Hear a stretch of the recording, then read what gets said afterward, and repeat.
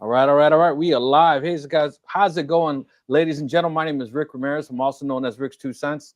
Thank you for joining our live today for Shop Talk Live with Steve from Steve Makes Everything, Hey, all. Roger from Roger Shop, Howdy, howdy. and the man behind the scene, Conrad. He's been away and he is back. For a little bit, but yeah, thank you. So it looks like quite a amount of people already in the live. Thank you, thank you. They were actually ahead of us going live. Today is a big live for us today. We are giving a laser away. So Sweet. Steve did brought up something, and offline us talking and said, "Hey, this was supposed to be on our 30th live, and technically there was some technical difficulties on our last live." Yeah. So you left the kitchen and you left us a bunch of clowns in charge of the kitchen last week, so we couldn't make it work. We'll blame Google on this one. We'll blame Google on this one. Auto forward was not working, but so technically it's our 29th live because our last one didn't work, but I promised this date would be our giveaway, so I wanted to make good on that, so we don't have any heartburn. But before we get started in the live, I just want to make sure that I say the rules to the giveaway. You have to subscribe to each one of our channels. So let me go ahead and get the banner blowing out.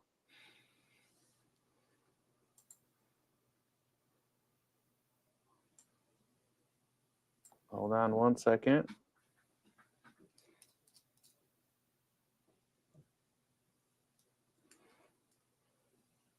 You have to subscribe to each one of our channels.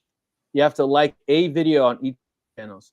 You have to comment on video each channels. And you have to share one video on each one of our channels. Now, if you do that more than once, we appreciate it.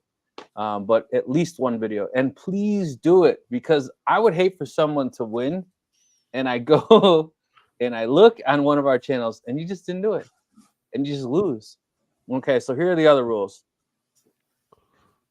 If you're outside of the continental US, you got to pay the own shipping. So if you're willing to enter and you're willing to pay the shipping, no problem. As long as you're US, the dime's on me. If it's outside of US, dime's on you. So there were some people in last couple lives from Australia and other places saying they'd be willing to pay it for free. So yeah, that's up to you.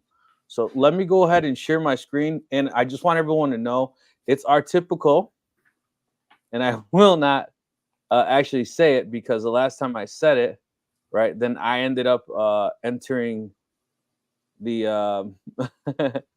I ended up and you won twice in the competition. Yeah, and I won twice. So it's Shop Talk Live. You have to write Shop Talk Live in the comments. Okay, so I'm gonna remove the restriction. So if you type Shop Talk Live all lowercase 1,000 times, you're entered 1,000 times. It's not gonna actually kick you off. So yeah, so that's it. Shop Talk Live. So if somebody wants to put that hash code in there too. Yep, it has to be the pound hash. So let me go ahead and share, and so that everyone can see that we are starting it, and then we will. Can everyone see my screen? All right. So as you can see, it says not checked. Exclude winners when doing multiple drawings. It's unchecked, and we will go ahead and start collecting. Already got one entry. So I will go ahead and minimize that. We won't keep that up the whole entire time, but I will say throughout this whole entire live that go ahead and put in the comments, the Shop Talk Live, and make sure, please, that you do do the requirements. Subscribe to each one of our channels, like at least one video, comment at least one video, and share at least one video. All right, let's get the live started. They're starting to come in there. So here they go. Shop Talk Live. Very cool. Hey, and if other lives start coining this Shop Talk Live, that's us. That's us. All right. Why? Have you heard rumors? People copy. Who do we got in the house tonight? We got Jack's up here, Westerville, Ohio, representing. It's that guy with a laser. It's him. It's that guy. Very exciting. Richard back from Phoenix. Oh, of course we got Clayton. He's busily typing Shop Talk Live now, I'm sure, but he's ready to go. So Clayton is an honorary behind the scenes man. And he does not own a laser, so we are allowing him to enter. And since it's technically all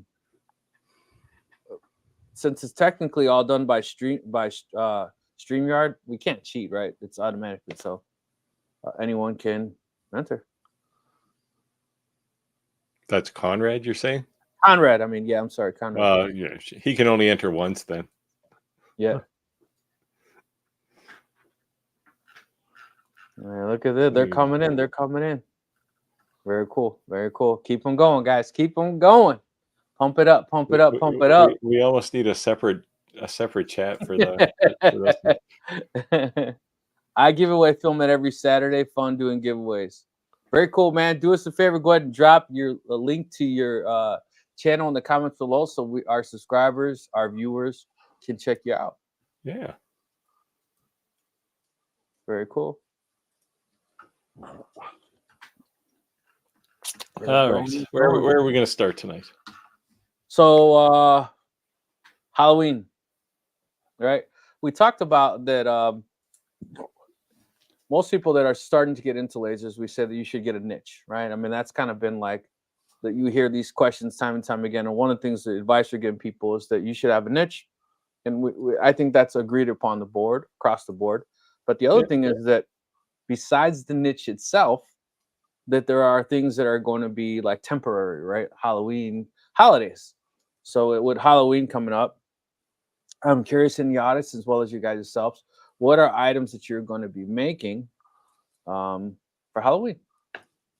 Well, those seasonal stuff. Seasonal stuff, exactly. How about door hangers? Nice, I like that. That's an upcoming video. I haven't edited it yet, and the files for this will be included on that video. You can go into the description. You can download all the files for free. Nice. That's my own design. Hopefully nobody will say I copied that, but people like to say I'm copying their designs. But a lot of that's AI, so whatever. Words in a pond. They're just pouring in. I love it. I love it, guys. Keep them coming. Copy paste. Copy paste. Yeah, the Halloween earrings are popular. I did a video on those here recently. Yep. So it was fun. It was funny that that came up, right? And it wasn't like just because you're a man doesn't mean you can't make jewelry or earrings or women's jewelry. And it was quite a lot of people in the actual audience that own businesses, and they all said it was like a hot seller, right? Not one person said it was a dud. Half the guys I know wear earrings anyway, or one at least. My situation was, since I knew absolutely nothing about earrings, after I made them, I had no idea what them things were called you put on them to mount them, so I had to get the wife involved. So nice one. Oh, there you go. She's made a contribution. Oh yeah. And I told her, I said, you can come on the live with me. I said, you'd be more than welcome. She says, nope. There's one of the local guys here, my local club. He does a lot of he takes all the cast offs and all the cut off pieces from other people who are making like cutting boards and breadboards and coochie boards and stuff, and he'll take them to his scroll saw and just start tearing them up and make little jewelry pieces out of it, little hangers and danglers and spinners and whatnot, just all out of scrap pieces that would otherwise, What I mean by share videos, if you go to one of our YouTube pages, or all of our YouTube pages, I should say, and click it and just share it on your Facebook. Hey, check these guys out. Share it on your social media. Geez, your bottle, Conrad, was blurred there. I thought maybe they weren't your sponsor or something. Yeah, guys. So I'm going retro tonight. Got the old hams out there. So nice. And as some of my viewers have said, and that when I see one of them in a video, it says, "Oh man, hams, that's righteous." Well, okay. Wow, righteous. So I will say the laser is brand spanking new. I did an unboxing video. It's not posted yet. I used it. I tested it, and that was it. So it's not getting a laser that's a hand-me-down or a ton of hours on it. I literally just unboxed it, put it together, proved that it worked, fulfilled my obligation, and I'm giving it away. Which laser is this? We can't tell yet. That's all the details Oh, we gotta save. Right? I don't even know. You don't even know, see? Mystery laser. Thank you, 3D HP. It's free 99, so nobody can complain. Nobody can complain. But you know, I do say there's a lot of people who are in our lives that they're watching because they're learning, because they're trying to hit the ground running. And you got to save your pennies, man, because money doesn't grow around trees. So Thanks, V. yeah, thank you, V. So idea to be able to just win a free laser gives you somewhere to start. I subscribe to you guys and commented many times, so I'm not eligible because I shared a video. No, of course you're eligible. No, Well, he's talking about he doesn't do Facebook, whatever, so he doesn't have a sharing method. okay. Then just do something else. if you don't have the ability to share because you don't have social media, set up a robo dialer. Video. Just comment on more than one video or something. Yeah. Go knock on your neighbor's door. Yeah. Yeah. And just tell them. Hey guys, and do us a favor while you're watching this live, go and smash that like button. Go ahead and smash that like button. So this is very cool. So I'm happy, man. This is cool. You know, I've been creating these shorts, 5 highlights of every single one of our lives. And it's very interesting. It's cool that the topics that are coming up. And I saw Roger hit one of the topics on that tile laser, the tile laser engraving. And so it'll kind of give us some ideas to circle back with, you know, that you're seeing repetitive questions. So very cool. And I've got another tile laser video that's going to be coming up here soon.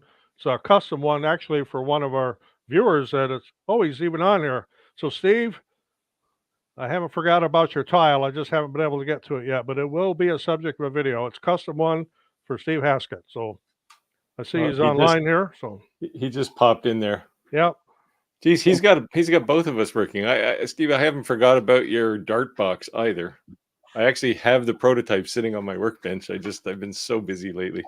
The bearded Viking, Daniel, he's a brother of ours, so no flack to say. Just he's in the trades, and he's it is what it is. You got to pay the bills. Oh, you can always find room in your shop. Just put something else on wheels. That's what I keep doing. Yeah. Well, Roger's the one who at first you told me about hanging your laser. I didn't even think about that.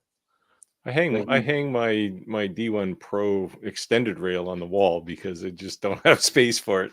Well, my Ray 5, since I expanded that to 800 by 800 millimeter, it hangs on the wall, but I'm not using it. Correct. Yes, you have to comment at least one video. You have to share at least one video, and you have to subscribe to each one of our channels. Ooh, settings for leather.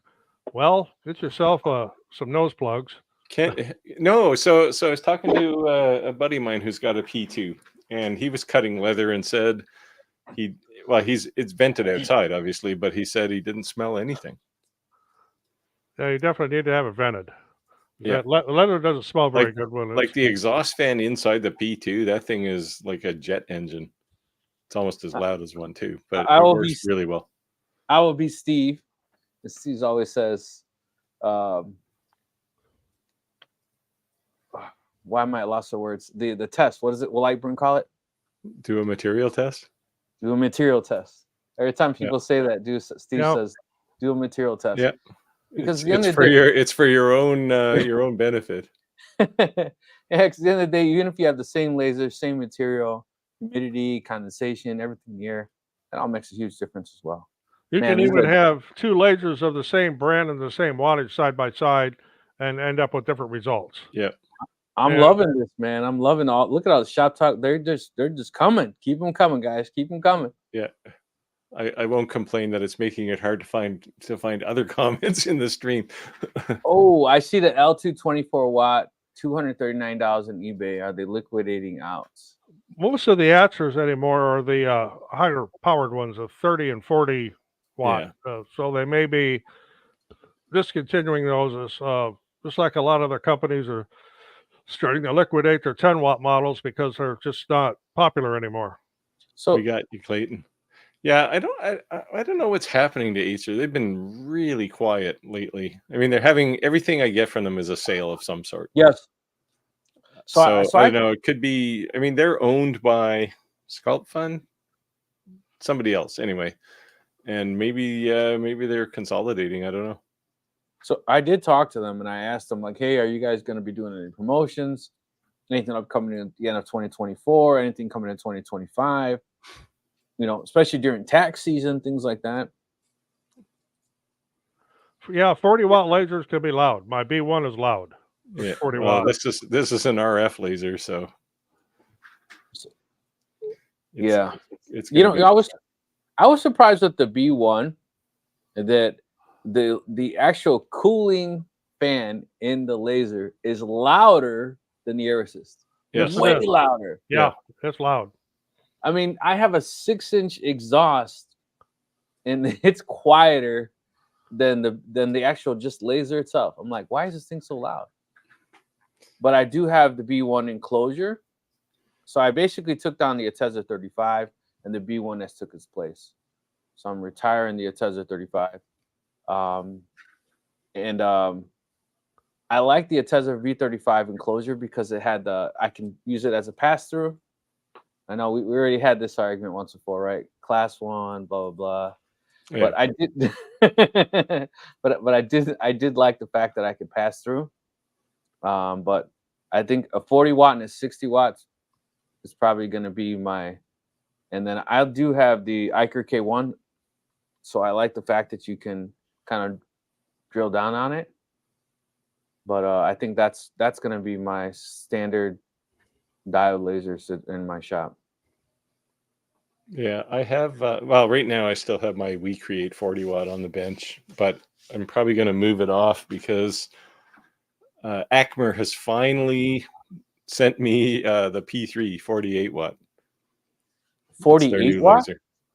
That's a weird number. 48 watt? Yeah. I don't know why it's, I guess, 8 diodes, 6 times 8, 48. Right? That's why I said that's a weird number. They just wanted to one up the 48. Yeah, probably. But that should arrive in the next, probably the next week, or I think the 20th. It's going to arrive. It's very cool. A lot of people. So that one, I actually sent them a message because they said they were going to send it to me by the end of June.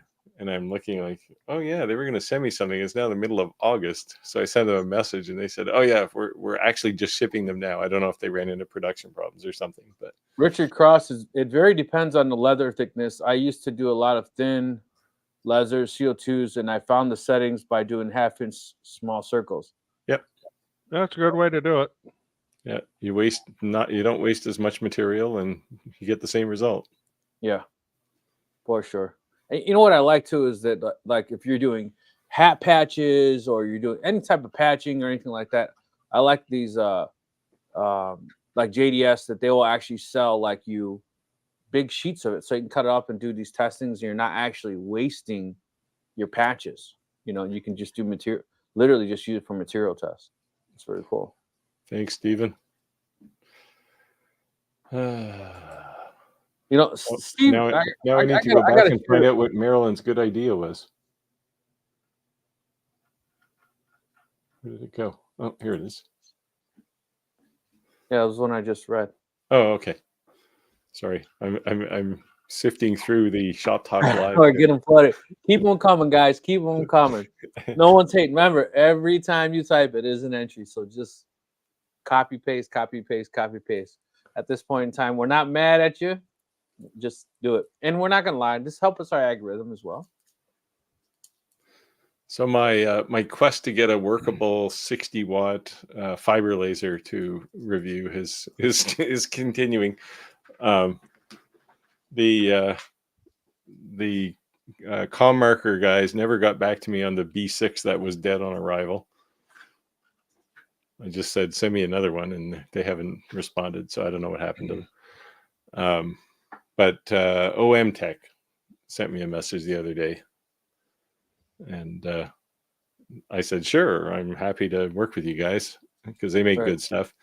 Yeah. And they said, "Oh, this is fantastic. Here's a contract." It's like, yeah, Yeah. sorry, I'm not doing a contract. Yeah. Yeah, that's what I'm saying.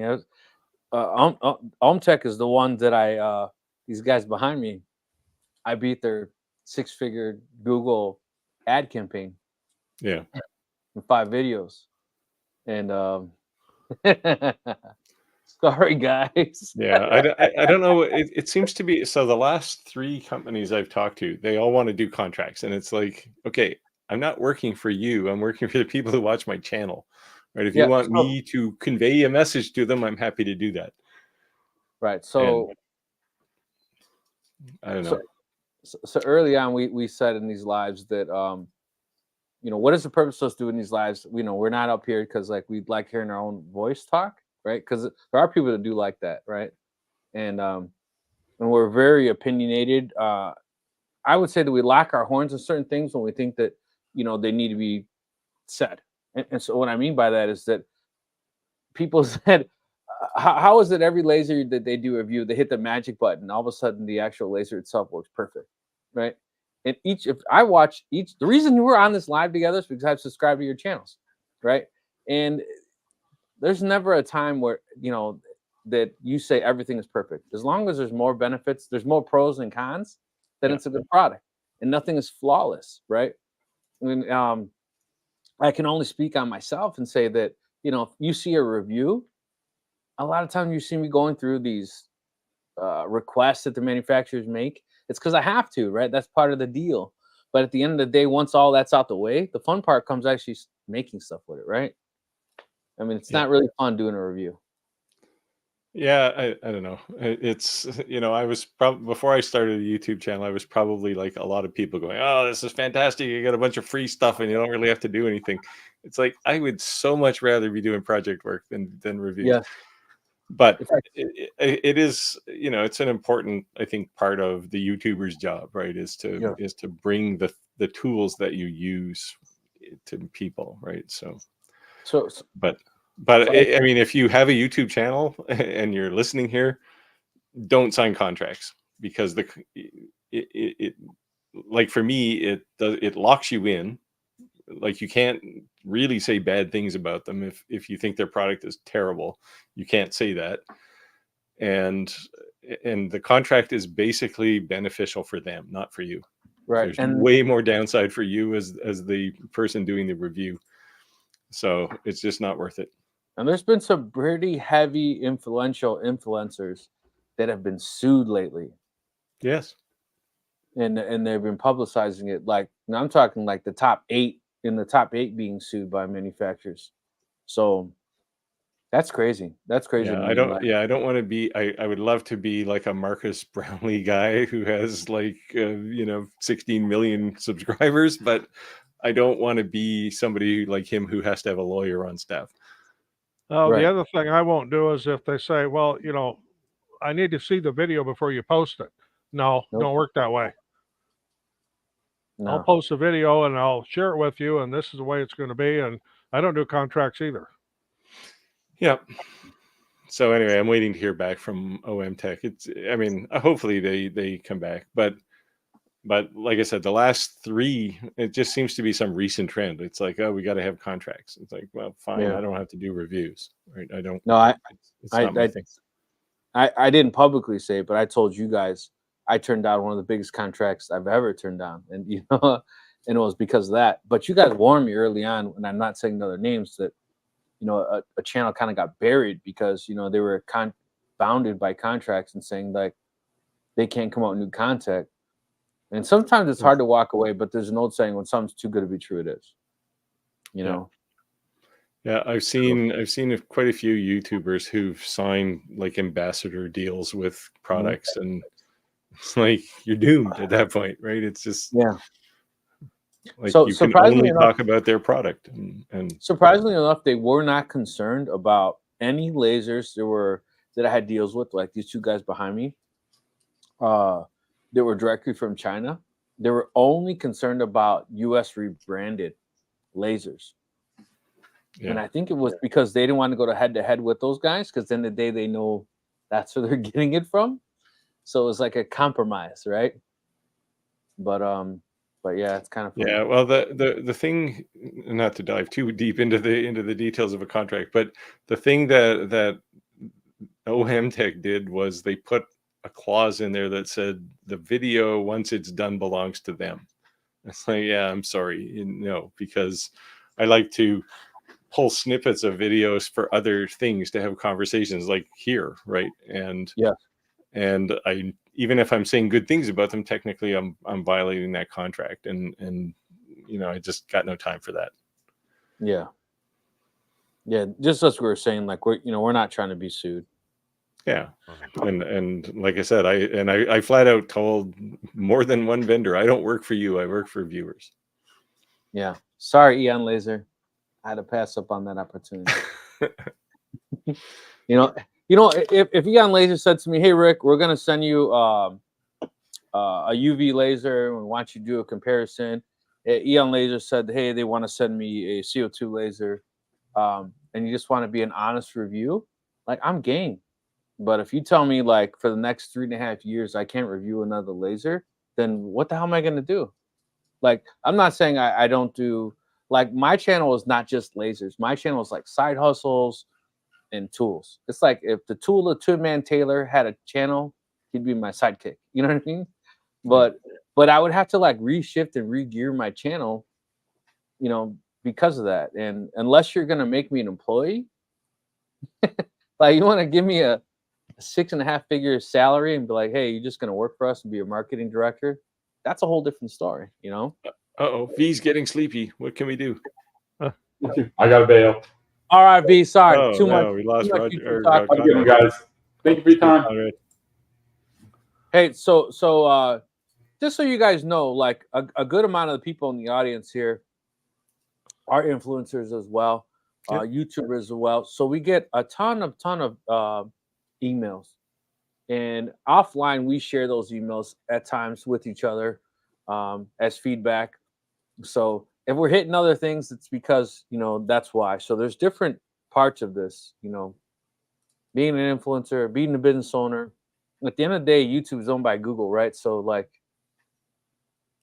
if you are advertising, YouTube is great. It doesn't mean you're an influencer, whether you're a bakery shop, a singer, whether you're a woodworker, whatever. YouTube is a great avenue to advertise your business. And I always say too, like, if I was to say, going forward, I'm never going to post another video on YouTube, I'm going to post it on my own website, I'm going to go to GoDaddy, the amount of money that I would pay to be able to host, because video files are huge, would be crazy. So YouTube, like, doesn't matter. You don't have to be an influencer to be a YouTuber. If you own a bakery shop, you own a wood shop, whatever, just making YouTube videos is a great way to advertise your company, period. You don't have to be an influencer to be on YouTube. Yep. This is an And there are interesting question here. lots of marketing companies that will help you if that's what you do, right? If you build a product and then you do videos on YouTube, there are people out there who will help you. Interesting question there on how a price or work or projects to sell. Start for very basic. You got to know what you got materials, so you got to figure that. Then you need to figure out your time. What's your time worth? And then if you're going to do shipping, I'm going to throw a picture up here. These are candy boards for beehives. We make close to 1,000 of these a year. We sell for $45 a piece. Mitch. But I know what my costs are in them, and I know what it costs to ship them, and that's how I price it accordingly, and it is very profitable. Give you another example. Again, of course, this isn't laser related, but I'm going to show you a tumbler here. We do these tumblers. 20-ounce tumblers are sublimated, come with a stainless steel straw and a brush. They sell for 20.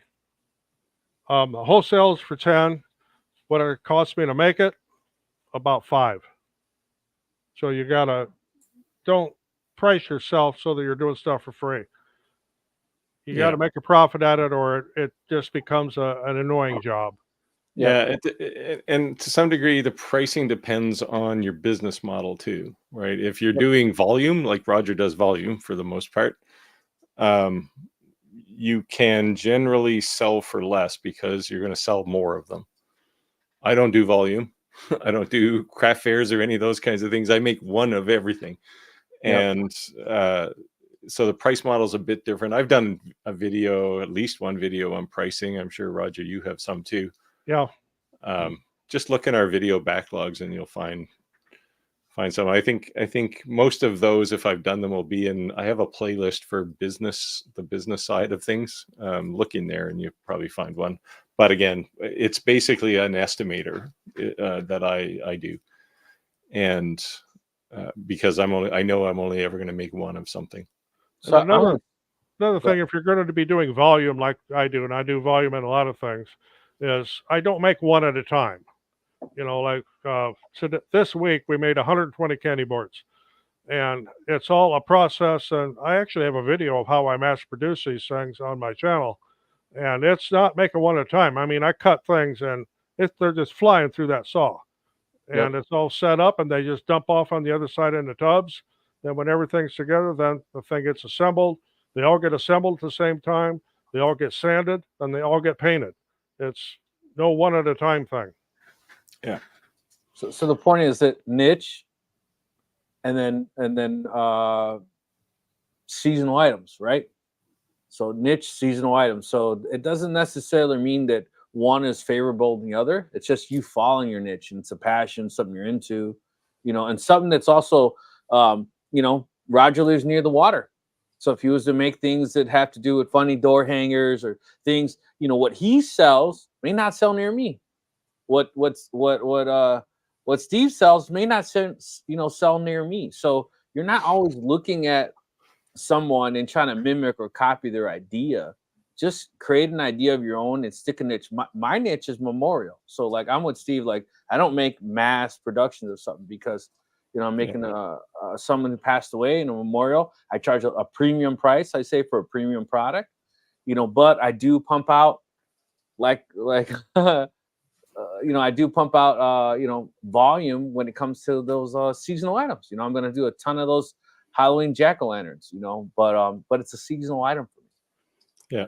And you have to be willing to ship things too. I mean, almost nothing I make sells near me. So I ship worldwide. I've shipped everywhere pretty much. Yeah, we do too. We ship on non-agricultural items. We ship all over the world. So it's just a couple of exceptions. Singapore is one of them. Don't ship Singapore. So if you go on Facebook or you go on YouTube and you type woodworking smalls or smalls, one things that everyone says it sells, and they're like preaching is birdhouses. And man, I don't know if I just had bad luck, but I even commented like, dude, I made some like pretty intricate, like cool looking, in my opinion, pretty cool looking birdhouses, and they just didn't sell. So locally, and I say locally because I have a decent following in my area. I can pretty much make around 300 of something and post it on Facebook, and it's gone in 3 days. Now that's a February project for us as Birdhouse. We make a whole mass of them and then ship them off in the spring. It's a spring. Pretty good little niche. Yeah. Okay, let's get to Willow Tree's question here. He disappeared. Well, I just got a YouTube partnership. Thought on doing memberships. Any of you do memberships? I don't. So congratulations on the YouTube partnership. I do memberships, not for like major profit. I think like my membership is like $2 a month or something. But it's really just to support my website so I can keep designs and stuff posted there for members. I don't. The reason being because my schedule is so jacked up that I wouldn't be able to put special content out for members. That's the only reason I don't do it. So I just started members, and the reason I started members is because that I've been getting requests to share my files. So I think I'm going to give them free to all my members. I've also been asked if I could do coaching or give advice for other YouTubers. So I put in that. But yeah. Yeah, it takes a while to get your subscriber. I'm reading this question here. Yeah, it takes a while. Yeah, it's so I don't know how you guys got going, but when I was kind of lucky that The second video I did hit like 100,000 views, and that was kind of what set it off. But it still took me months to get to monetization. Now they've lowered some of the monetization requirements, so you can get there sooner. But it started with literally one person, and it ballooned up. Like the next day it was 2, the day after that it was 4, and it just grew pretty quickly. My growth has been from Facebook. I'm in the top 5% of influencers on Facebook. Facebook gave me an award. So, and the reason they're doing that is because engagement. So yeah, when I first started doing the lasers, we talked about this all the time. I got like, wow, I would say attacked is an understatement on woodworking groups, right? But when I did a search for laser engraving, all of a sudden I was welcomed. But woodworking groups are not very friendly when it comes to lasers. I would just say that. So if you have to speak a different language when you're on the woodworking group. It's the same with CNC versus lasers or any of those things versus the tool guys, right? It's just, yeah. Everybody thinks you're making candy for bees. Oh no, you can do it is candy. It's a mixture of sugar and honeybee healthy and vinegar and a few other magical things. What candy boards are, and I'll put another picture up here so you can kind of see what they look like when they're finished.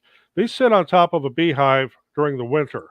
And within that beehive candy board is a very hard sugar mixture, which they call bee candy. And if the bees run out of their food, which would be their honey stores, that's an emergency feed so that you do not lose your hive over the winter. Very That's cool. what candy boards are. Very cool. Niche, people. Niche. So another question there, Rick, if you could bring that up about if I get an order for 150 tumblers to engrave from a company picnic, do I pay out of pocket up front or does the customer buy them first? I get 50% down. That covers my costs. I don't do nothing on big orders. 100%. Yeah, on big orders like that, 50% down. Yeah, for one-off stuff, I usually do a front 100%. payment of something. Usually it's 50%. I make them pay 100% upfront. I've been burned. You're a hard ass, man.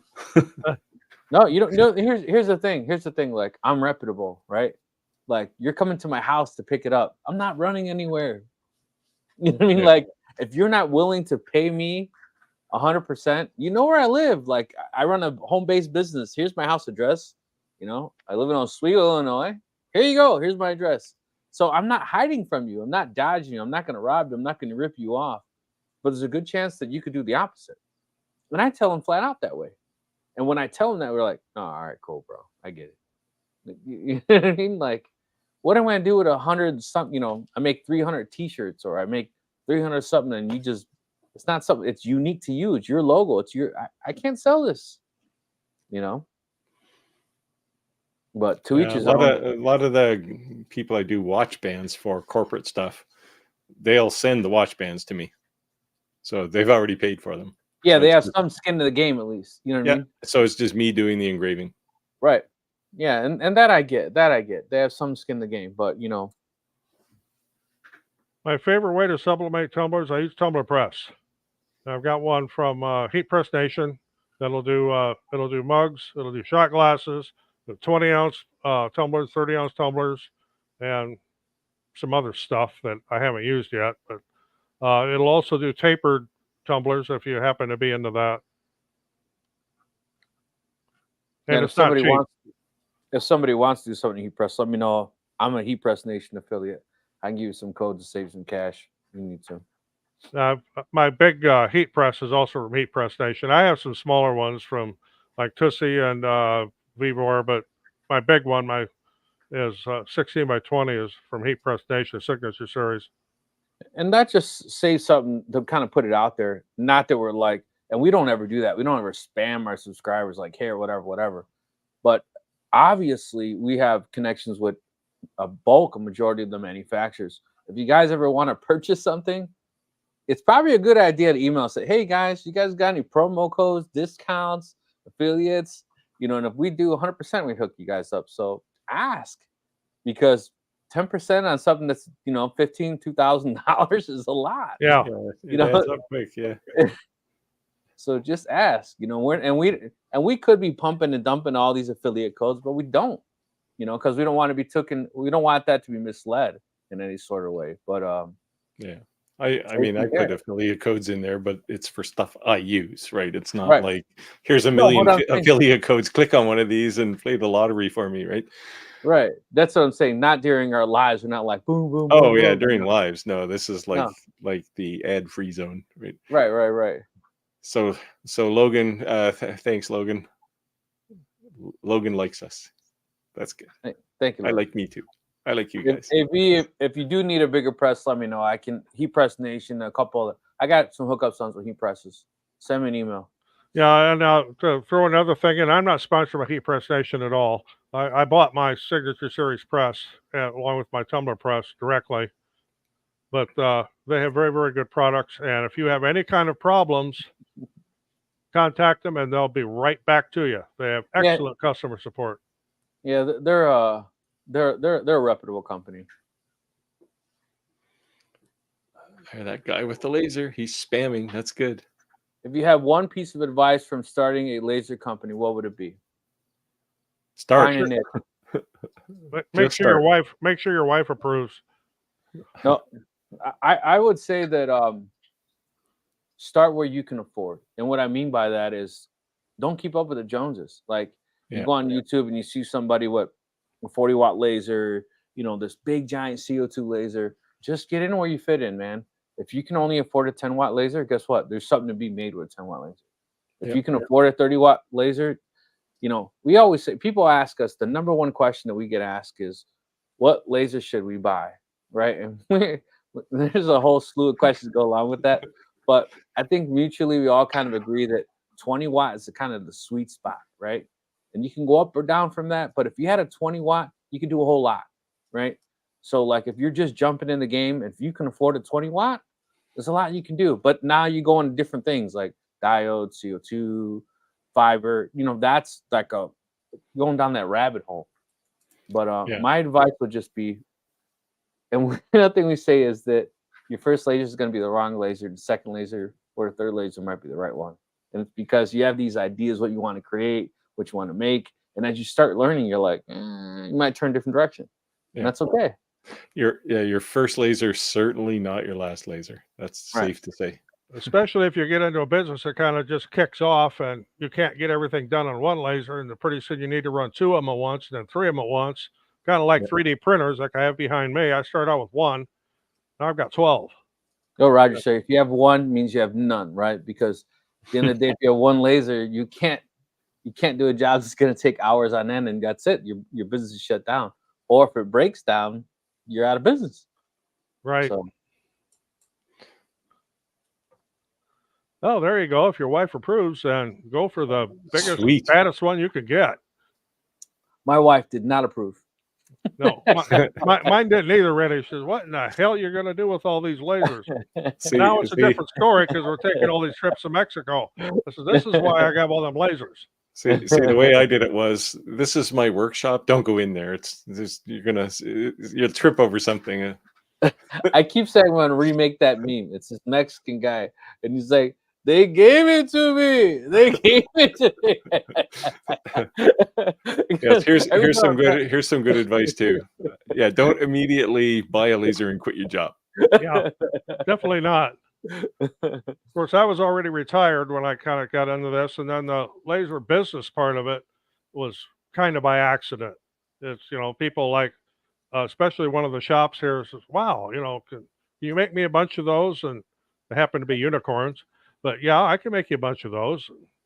Well, now it's a monthly thing. I'm making a batch of clear acrylic unicorns every month for this shop.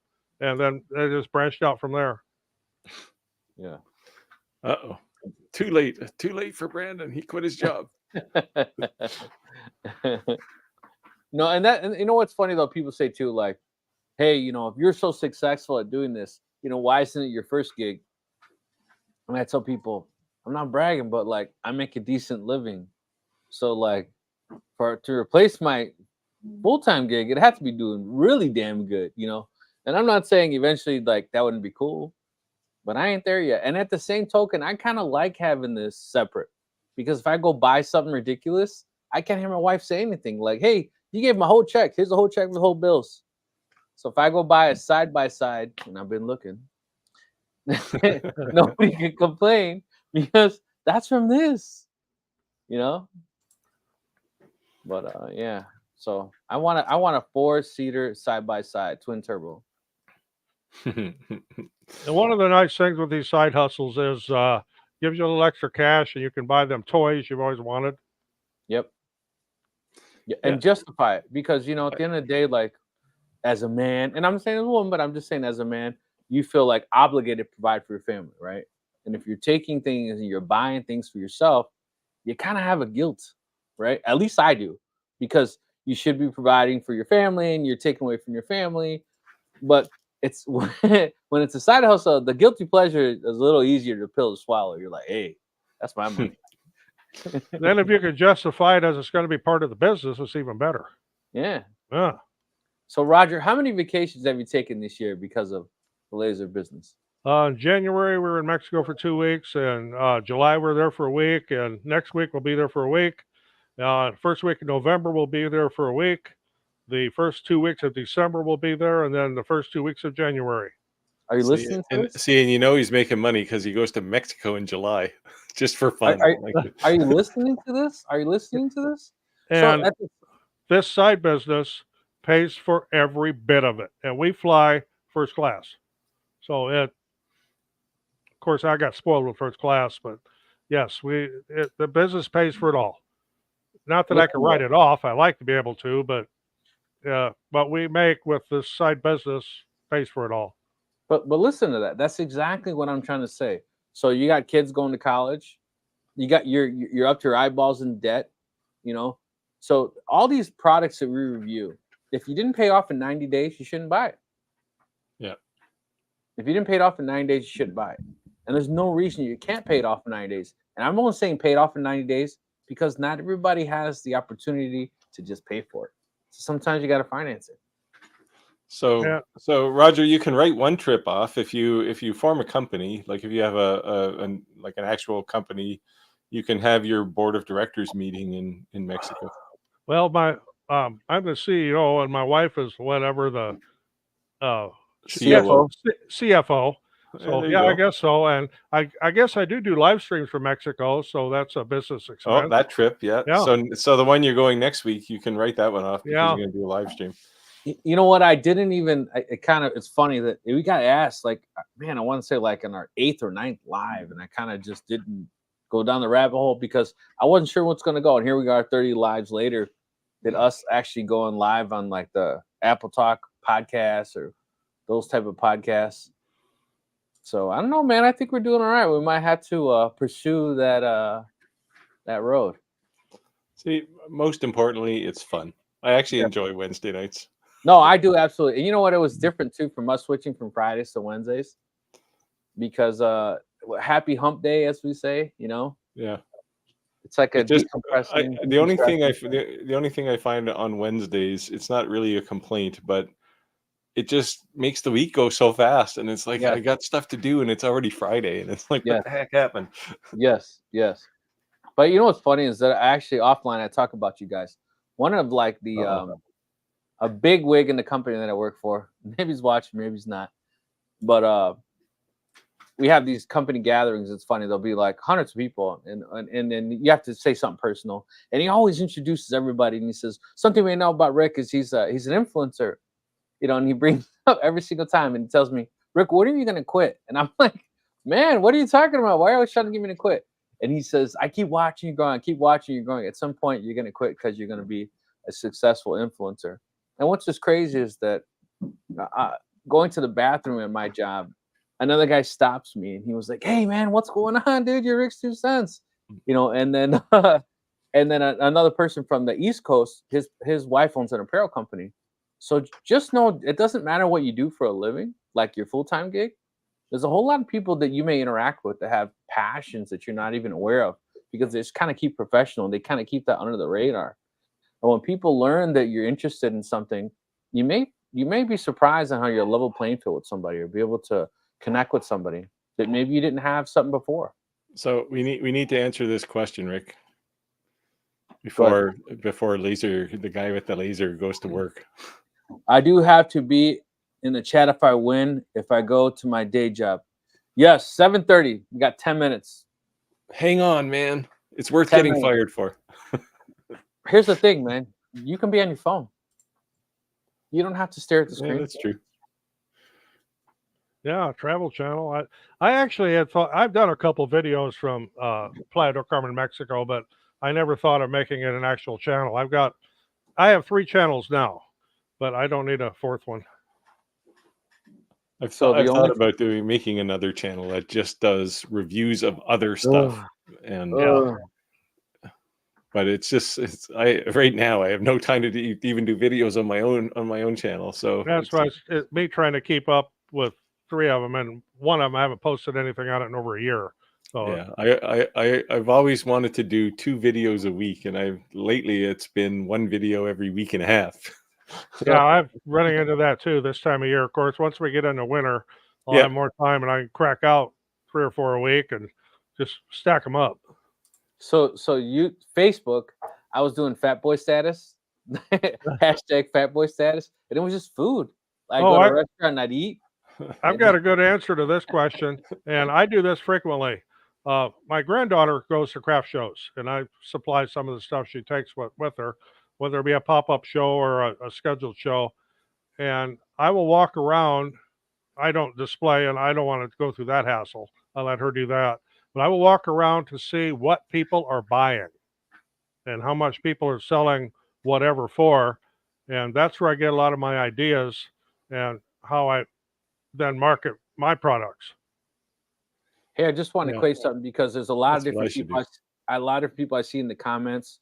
I just want to make sure that if you're unaware at this actual live that we are on, we're giving away a free laser. So if you want to actually enter that, make sure you subscribe to all of our channels. That's why you see in the ticker below our channels. Make sure you share one video from each one of our channels. Make sure that you comment at least one of our channels. I'm sorry, comment at least one of our videos, and you'll be entered. So if you are in the United States, I pay the shipping. Outside the US, you enter, you pay the shipping. How do you enter? You have to enter the hashtag. Let me share somebody's comments so that I don't write it and get accidentally entered. If you write in the comments, hashtag Shop Talk Live, you will be automatically entered. The drawing ends at 7:30. We got 8 minutes left for the drawing. And you can put Shop Talk Live as many times as you want. So it's 1,000 times, copy, paste, copy, paste, copy, paste. Go for it. All right, guys, back to live. Willow Tree is accusing me of watching. There was this old, terrible show in the 70s called The Beachcombers. There was a bunch of guys who went around and found like old deadhead logs out in the Pacific and on the Pacific coast. No, this is way more fun than that. That was a terrible show. Okay. How many people remember watching TV when it all of a sudden went? There was no more TV. The test after MASH, there was no TV. It was just like a little thing. That was it. TV used to end. TV wasn't 24 hours. Yeah, well, now it's 1,000 channels, 24 hours a day. Roger, am I right? And about 900 of those are marketing something to you. Yeah. QVC type channels. Here we got Bob's World. Hey, I don't recognize that moniker. Okay. Are you new, Bob? Okay. Were you here last week? No, not last week, because we didn't do last week. We screwed up. Google failed us. Well, thank you, Steve. Yeah, I'd like to blame Google. I'm telling you, guys, just left a bunch of doofuses running the show. No, I mean, you set up. I mean, come on, you set up auto forwarding. It's a pretty simple task.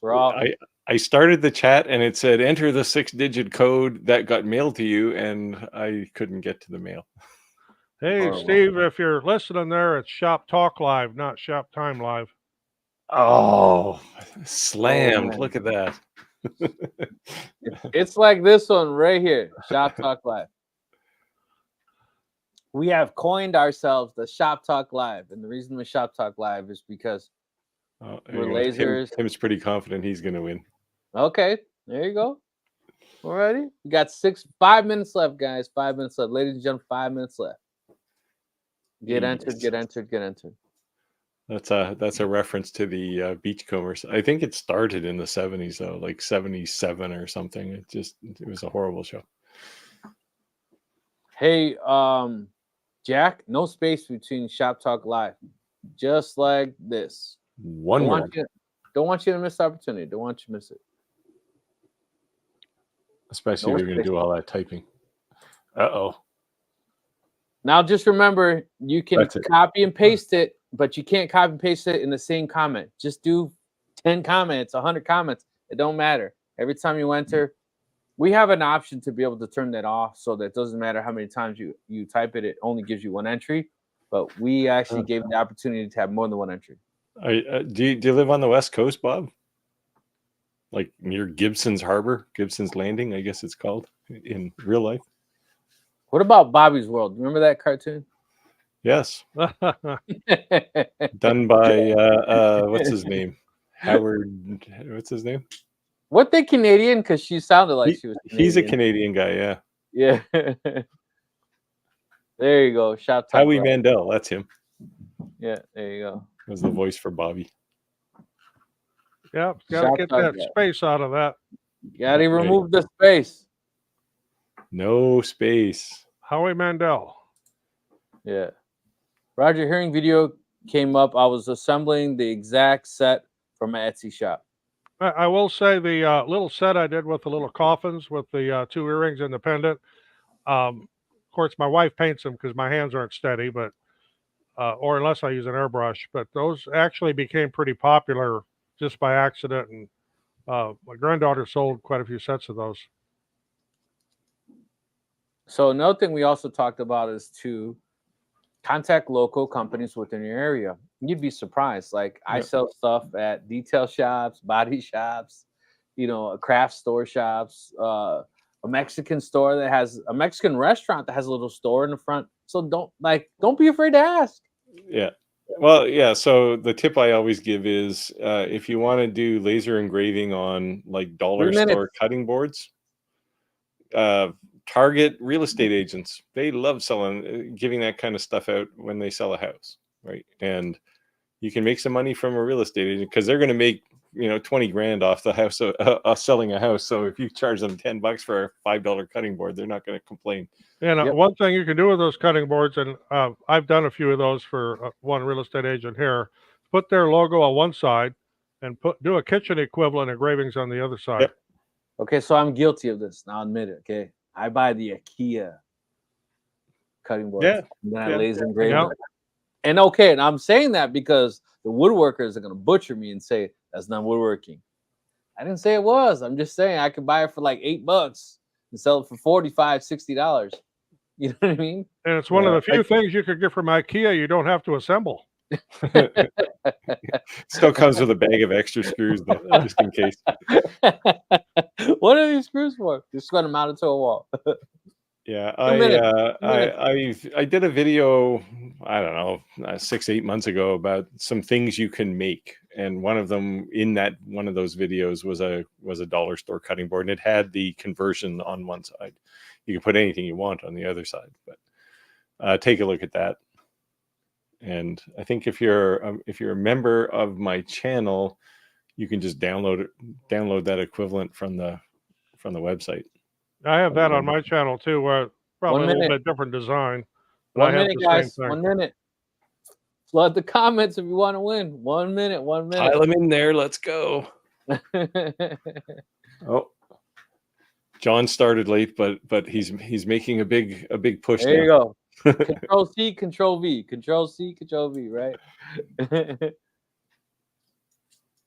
You can still copy paste on a phone. Oh, it's not easy though. No, it's a pain in the rear, but yeah, it can be done. You just click over it and highlight it so it's copy, and then just hit paste. If I had time to do an AI image, I'd have Logan sitting on the edge of his seat, he's ready to go. Steven's ready. Steven's ready. Yeah. I would say I would kind of be happy. I'm not being biased because obviously, but Steve's are pretty loyal subscribers to all of us. So Yeah. Okay, time for the big draw. 1 minute. Oh, we just hit it. You guys ready? Let me share my screen, and we Do will... it. Time's up. All right, guys. Oh, there you go. Okay, so here we go. I hope you can see my screen. I didn't say it before I hit it. Oh yeah. Yep. And hey. Ooh, okay. Now I will not close it because you have to be here. Now wasn't 3D HP? Didn't he say he was leaving to go to work? 3D HP, are you with us, brother? Come on. I'm going to give you 2 minutes. Hang on, everybody. If that was him, I told him to join on his phone so that way that he could still... Don't congratulate him yet, Marilyn. He may not be here, so there's still a shot. 3D HP, come on, man. We're trying to give you a free laser. Are you there? Are you there? Are your ears on? He's not here. Let's give him 2 minutes. It's 7:31. Let's give him to 7:33, just in case he's moving around, farting around with his He said to redraw if I would. that's what I would say too. Oh man, no shame in this game.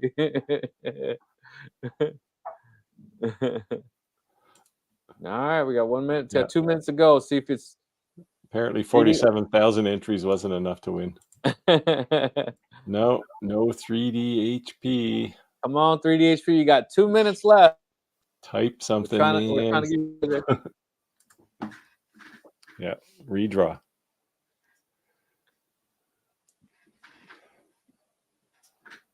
It's 8:30. 1 minute left. 7:32 for you guys right now. 7:32. Got 1 minute left, and we're gonna redraw. Clayton called it. He said, "Let's go." 1 minute left.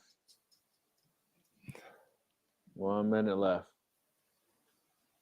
Yeah, that's not how it works.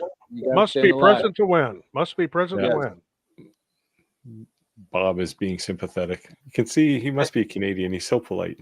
And just so you know, this is not our first giveaway. Roger did the first. So this is our second giveaway, guys. Yeah.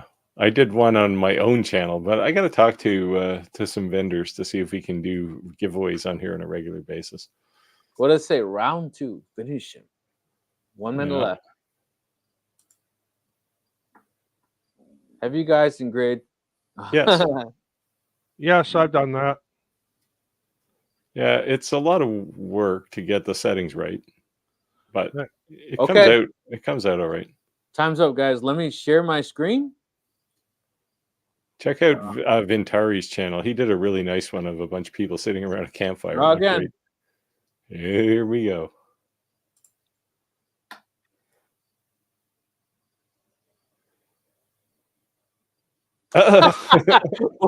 He must have Holy entered cow. a lot. He must have entered a lot. Let me do it again. The deck is stacked. Here we go.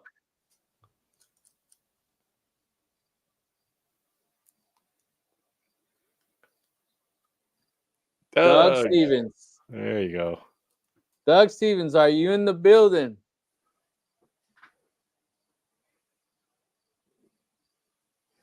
Come on, Doug. Type.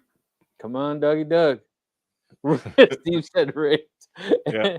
The fix is in. Before we found out this app, we used to just do this scroll, right? That was our thing. It was just scroll and boop.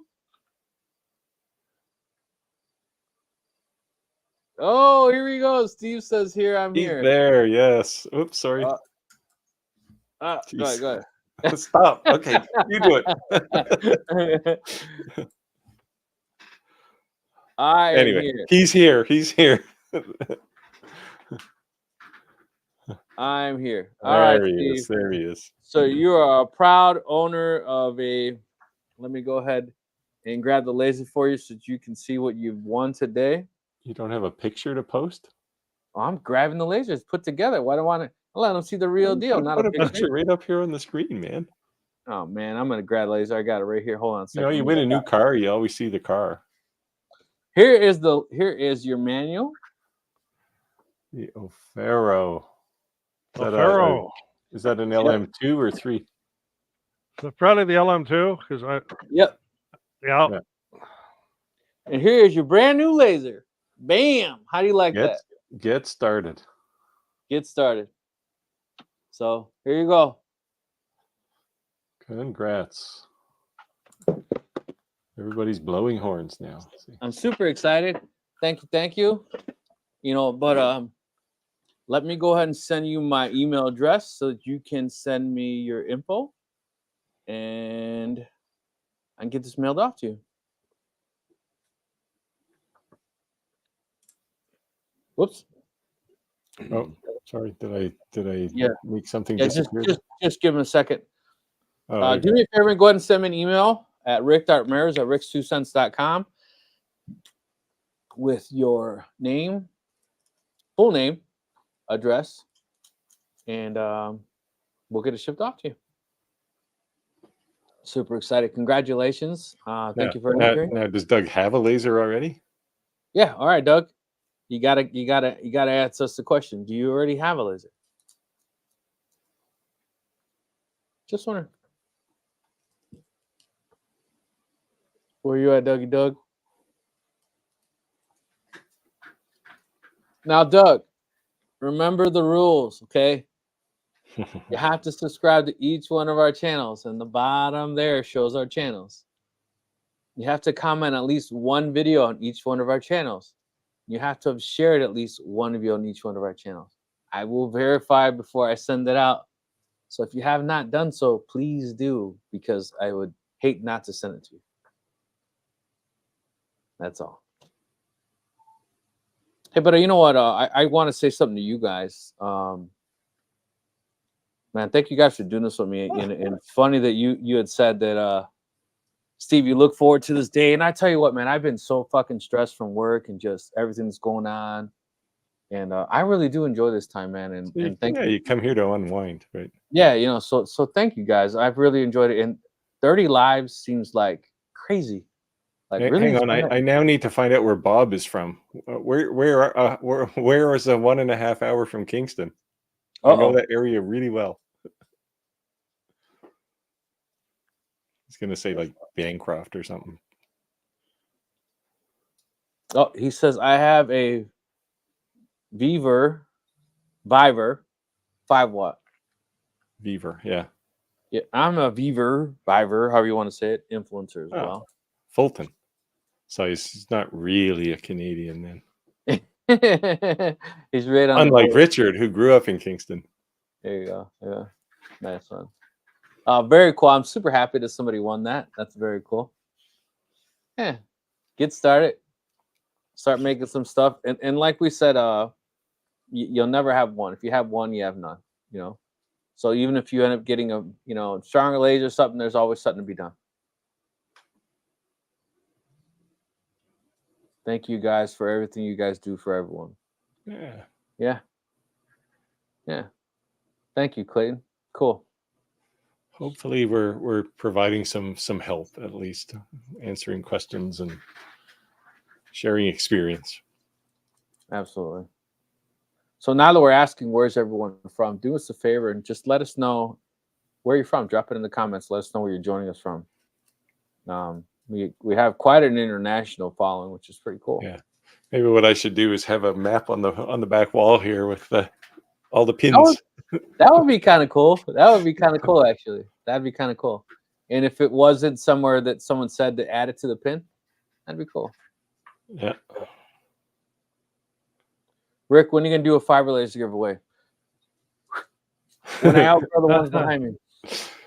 So the ones behind me, I have a 60-watt MOPA, and that's an OMG laser. That's the one on this side. And the other one is a Ricks 30-watt. So if I outgrow these guys, maybe I'll give them away, but there'd be some hours on them for sure. But I do want a 100-watt MOPA laser, and I also want a UV laser. And I want to use laser because I want to do. Man, Daniel, he brought out that big chunk of glass. What was like a 3D engraving and stuff. I want to do. And remember, my niche is memorial stuff. Yeah. So if I could do that chunk of glass, I think that would be phenomenal. So I've been talking with Rakis, and they basically want me to do like 4 or 5 more lasers, videos on their laser, and then the UV laser be on its way. But originally, I already fulfilled my obligation, and they kind of want a couple extra things. Yeah, they want a couple extra things, but yeah. So it's coming, I guess. Can't type well today. I can't ever type well. So Steve makes fun of me sometimes because we're down here doing our live. My wife's Canadian, and I'm like, man, I can smell the food. My mouth's watering. You know, she's like, of course, she can cook. She's Canadian, but today we got some Chicago style pizza, deep dish Chicago style pizza. You're in near Chicago and you're having a Chicago style pizza? Yeah, Roger, do you eat deep dish pizza? I absolutely love Chicago style pizza. In fact, today we were going over to Davenport across the river, Davenport, Iowa, where they have an old Chicago style pizza, to discover that it was closed up and no longer there.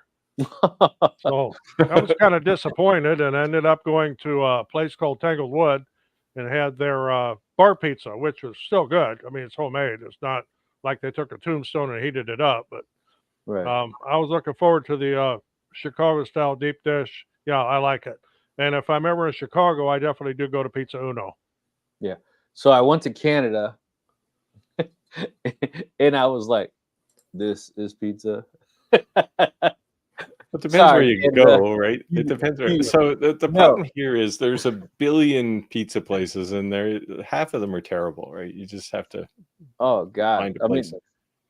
I mean, I know, like in the stateside, there's like a Chicago style. We have a style. We have the deep dish, but we have 2 styles in Chicago. We have that deep dish with a big fat meat patty on the top, but then we have that thin crust with no fat crust. They call it thin no rim, like really thin crust pizza.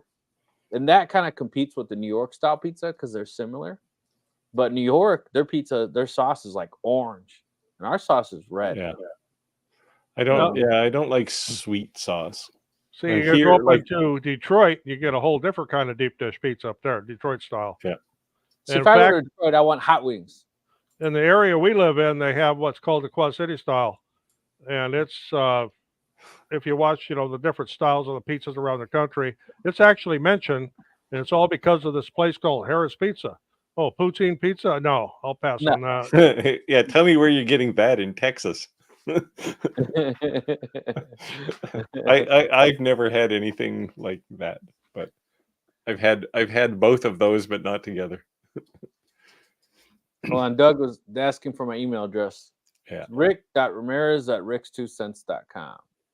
If you come to the East Coast where I live, they make these things called donaires, which are kind of like a shawarma with that weird mystery meat, whatever it is.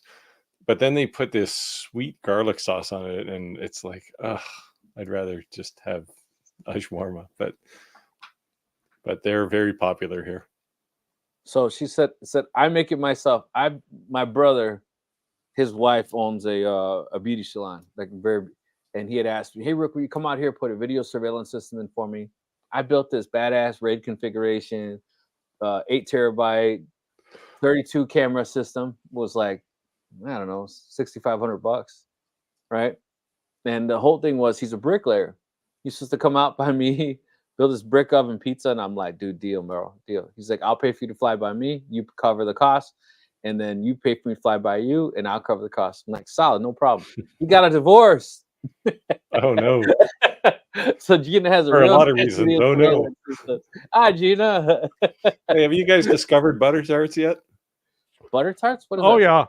Yeah, I love them. And for every 2 I eat, it's another 30 minutes on the cross trainer. So your wife will know what a butter tart is because they're French Canadian originally. Okay. If you like poutine, you don't turn into pizza. You're missing out. Yeah. So a butter tart is basically like a piece of pie crust in a muffin tray, and you level it with sugar, basically some kind of sugary maple something or other. It's just very sweet. Yeah, if you're on a keto diet, you won't be eating them. No. Well, you could eat them, but you're probably going to die. Yeah, if you're anywhere close to an insulin pen, you're going to need one of those for sure. Although nowadays people are using insulin pens just to lose the weight. They're not. They Yeah. don't even have diabetes. It's pretty crazy. Well, they're making it difficult for people who do, I suppose. Yeah, absolutely. Yeah, Greek pizza's pretty good. Huh? So I will apologize on behalf of all of Canada. The Hawaiian pizza, sorry. My wife loves it. That's what she orders every time. My wife loves it too, and I don't mind it. It's okay. No, fruit does not belong on a pizza. Apparently, some dumb Canadian is responsible for that. Well, but he called it Hawaiian. Here they use Canadian bacon and pineapple. So yes, that's exactly what it's made from. Yep, yeah. Canadian bacon. Well, it's officially pineapple and ham. Right. Right. But it has to be Canadian bacon, though. Like, well, yeah, I don't know what Canadian bacon is. We don't have that here, but it's ham. It's ham. It's ham, basically. Yeah. Yeah.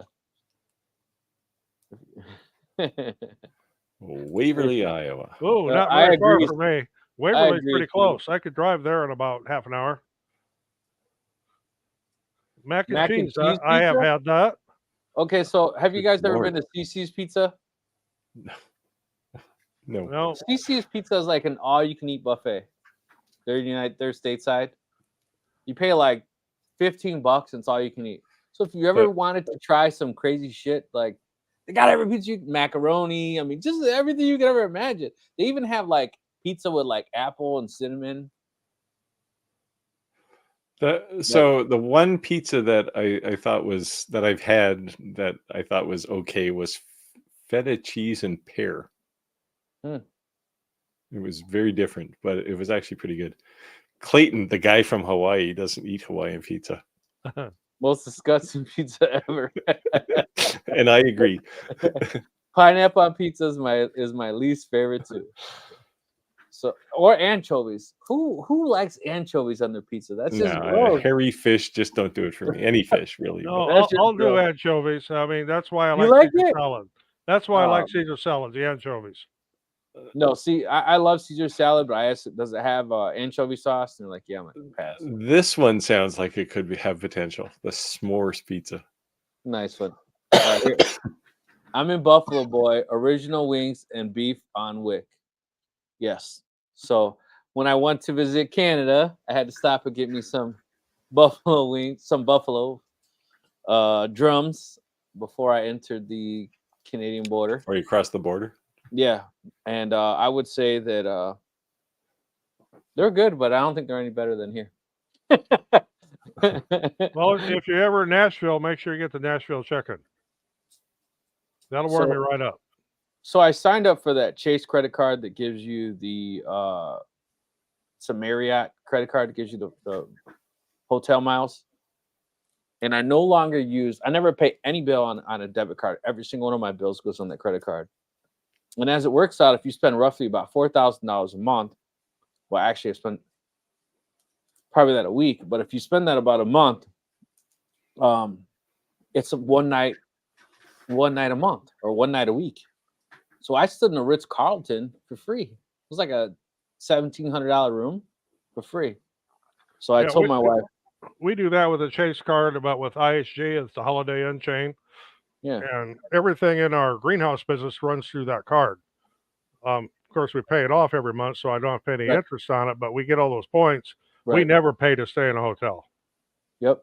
So I told my wife we need to start booking these trips like at least once a weekend, at least once a month. Let's just go somewhere. I want to go to Tennessee. So if you guys have any great places that we should visit, let me know. I'm gonna start traveling. I did this bucket list from Chicago to New York to Canada. That was pretty cool. I really enjoyed it. Do you like country music? Because you can always go to Nashville. Oh yeah, that's my wife and I have been down there several. We actually had our honeymoon in Nashville because we're big country music fans. Go to Texas, get some barbecue. So I'm Tejano. So when people ask me, "Where's your family from in Mexico?" I said, "McAllen, Texas." They say, "Where's your family in Mexico?" I say, "Brownsville." They say, "Where's your family from Mexico?" I say, "Arizona." "Where's your family from Mexico?" I say, "New Mexico." They're like, "I don't think you're understanding the question." I'm like, "I don't think you understand the answer." My family got our ass kicked and we still didn't leave. How's that say? The border changed. We're like, we're still staying. Well, I'm Scottish, but I'm not from Scotland. I'm from Illinois. Yes. Oh, do My- any of you eat sushi? Well, I here do we use not. sushi for bait when we Yeah. fish it in the river. I do not eat sushi. No. I don't eat fish in general. Gross. Absolutely gross. And I certainly, if I was going to eat fish, it would have to be cooked. So Although some last time I was in San Francisco, I did mistakenly eat some hors d'oeuvre that had tuna fish? on it, Mm. raw tuna, and So- it wasn't actually terrible, but it's just I thought it was a piece of watermelon actually. So I would say, since we brought it up, what is your guys' motivation for getting in a side hustle? Why are you doing it? Are you doing it to pull yourself out of debt? Are you doing it to have a guilty pleasure and buy yourself something you want? Are you doing it to pay for your kids' college? Are you doing it for just to build a little nest egg, put that money under the mattress? What is your reason to do it? Or do you just hate your day job? Like, oh, Are you asking the crowd, or are you asking I'm us? asking the audience. I already know Oh, you guys' okay. answer. I'm asking the audience. I know you guys' answer.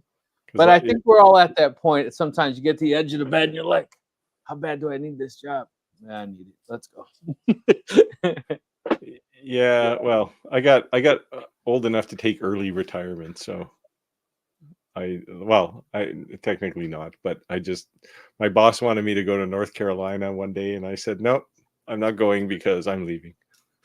That was about a year and a half ago. Congratulations, V. So what's your full-time gig? Hang in You there. don't mind sharing. You don't mind me asking. Extra income. See, there you go. Yeah.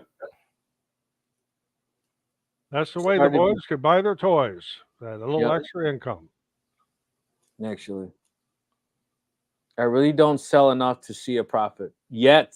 Hey, Remember that hang in statement. there. You will. Yet. Yeah, it'll come. It doesn't happen overnight. Yeah. Yeah, the first couple of years you're building up your clients. I do it first and foremost to share my love of woodworking and engraving. Secondly, for the loop. There you go. Yeah. Yeah, there you go. Hobby and an income. I'm a quality control at automotive parts factory. Okay, that's cool. Yeah, that's why you need a side hustle, just something to be interested in. But that just goes to prove too, like, just because of your full-time gig has none to always do. Like I say time and time again, when I got that email from a lawyer, I was like, uh-oh. It was like Ricks2Cents, lawyer firm, whatever. Yeah, I've met some people that had really weird jobs too, and like not weird jobs, but weird jobs for somebody who wants to be a maker. Right? Yeah, exactly. I mean, if you're a it's lawyer, like, what? he's got $500,000 a year job, and he's like, "Yo, I want to make some shit with a laser." Like, all right, cool. You know what I mean? Like I met a guy who's a chemical engineer, and he wanted a laser to do engraving. It's like, but you make chemicals for a better world, and it's like, yeah, I want to do something else. Yeah, absolutely, and it's definitely therapeutic for sure. I work in high financing. Side hustle isn't going to take over my income anytime soon. I'm the same way. But it's a distraction that helps you relax. Hopefully. Yes. You can feel the spring unwind. Yep. Hopefully. Absolutely. So everyone has their rhyme and rhythm to why they're doing something, but I would say no matter what it is, it's 100% an outlet, right? Yep. I certainly enjoy waking up in the morning a lot more now than when I actually did have a full-time job. Even though I make like a fraction, I do okay, but I make a fraction of what I was making in the real world. It's a hobby. I haven't sold it yet. I give it away. That's cool. And that's a good way to get started, actually. Yeah, no kidding. Put your logo on everything you make, and things you're not going to sell, give them away. All right, HVAC. Have a good one, brother. Thank you for joining us every week. Thank you. You're a loyal subscriber. Appreciate you joining us. Yeah, there you go. Money is not everything. But it makes it a lot easier. You know what I say to people that say money's not everything? Then just send it to me. I'll give you my Zelle if you ask. But with money, you can buy yourself a boat. Then you can throw some more money into it. So yeah, and just keep throwing. Yeah. Roger, 100% distraction for the 95. Yep, it is absolutely. Before I retired, I was starting to dabble in this stuff, and it was literally a distraction from. I had an extremely high stress job, and Rick knows what I'm talking about because I was in the high voltage part of electrical distribution and protection, and for major worldwide corporations. Traveled all over the world doing it, and the stress level was so high. I get home and go out in the garage, and even the wife knew not to talk to me for the first hour or two till I got out there and unwound some. Yeah. Yeah, I was kind of the same way. Go out in my shop for an hour before work and then an hour or two after work. And yep. Yeah. So the other thing we talked about doing, we haven't done, is we talked about possibly doing a project and showing. Yeah.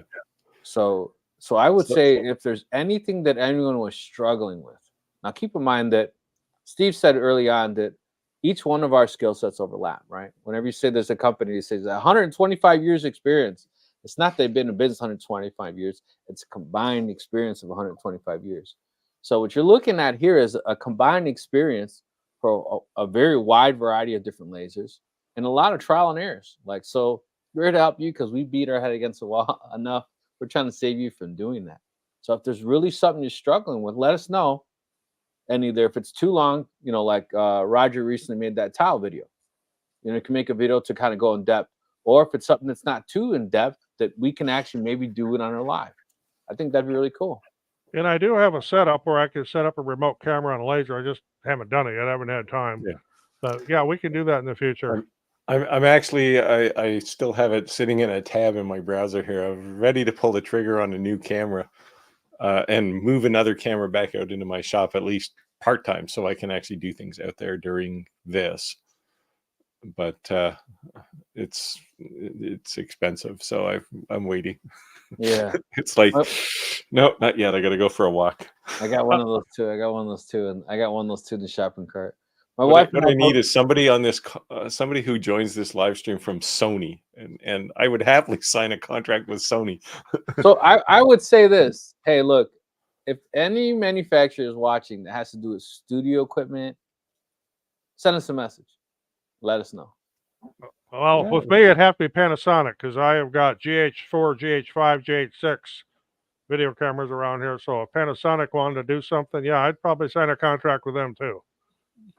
Yeah, this camera, the one I use for my live stream, is the same one I use for my videos, and it's a Sony FX3, which is definitely not a cheap camera. But so I'm looking at a FX30, which is the same camera, but it's an APS version, so small sensor. So I use Insta360 for all my normal videos, but for this, I've been using my MacBook Pro webcam. So yeah, it's not the greatest. Well, I like the name of this business here, Cheaper Than Therapy. That's a good title. Awesome. Yeah. My wife and I do both crafting. She does leather products, and I do 2 lasers. Our little side business is called Cheaper Than Therapy. We do it to relax. Exactly the point. Yeah. Perfect. Exactly the point. And the name is amazing. Yeah. Very cool. Very cool. I got my kids into building products and selling in their teens. That's how I made their summer money. And I got hours of time with my kid. That's what I do with my son, little Ricky. Yeah. I started out with some of my grandsons when they were younger and teaching them how to build birdhouses. And one of them is still doing it.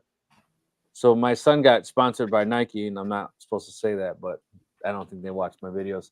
But he got coined for when I asked him, Ricky, can we do this? He's like, we got this. And then it just went crazy. And then they sent me a message, and I was like, there's so many scams when it comes to, and we talk about this too, sponsorships. I didn't think it was really Nike. And I'm like, look, man, if you email me from Nike.com, we can talk. Otherwise, just I'm not engaged in the conversation. I got an email from Nike.com, and all right. Well, Sony, if you're out there. Exactly. Hello. Yeah, I don't. It's like, I mean, somebody asked about getting a realistic first laser. Same thing on YouTube, right? Getting a realistic first camera. This is my second YouTube camera. Well, actually, my third, because I did shoot a bit on my phone for a while, but they get bigger and bigger in price, right? And Yeah. it's now I want to go to a 2 camera. Like, I have 2 video recorders, so I want to put a second camera so that if I have to do crazy cuts where I stumble over something, I can just flip to the other camera and it looks more natural. But I would also want to use that camera in the studio to do live project stuff. I'll have to set a camera up behind me one of these times here so you can see everything that's that way. The lighting and the camera stands and the monitors and the video switcher, the soundboard. I mean, it's all. Steve has one of those for his OnlyFans, but it's a different kind of view. Yeah, well, that's a very different camera. Yeah, that one's waterproof.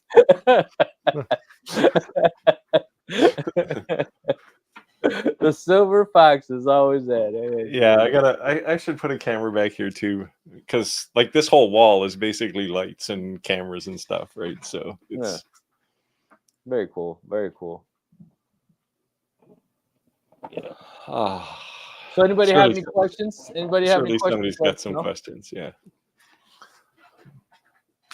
Yeah. But it's cool seeing the same people showing up, and we kind of shoot the shit, so to speak, and happy hump Wednesday, and get over the hump and laugh, enjoy a few beers. I actually really enjoy these lives. So it's a good like I just before this started, I was ready to fall asleep, and it's like, I'm ready to go. Yeah, pretty cool.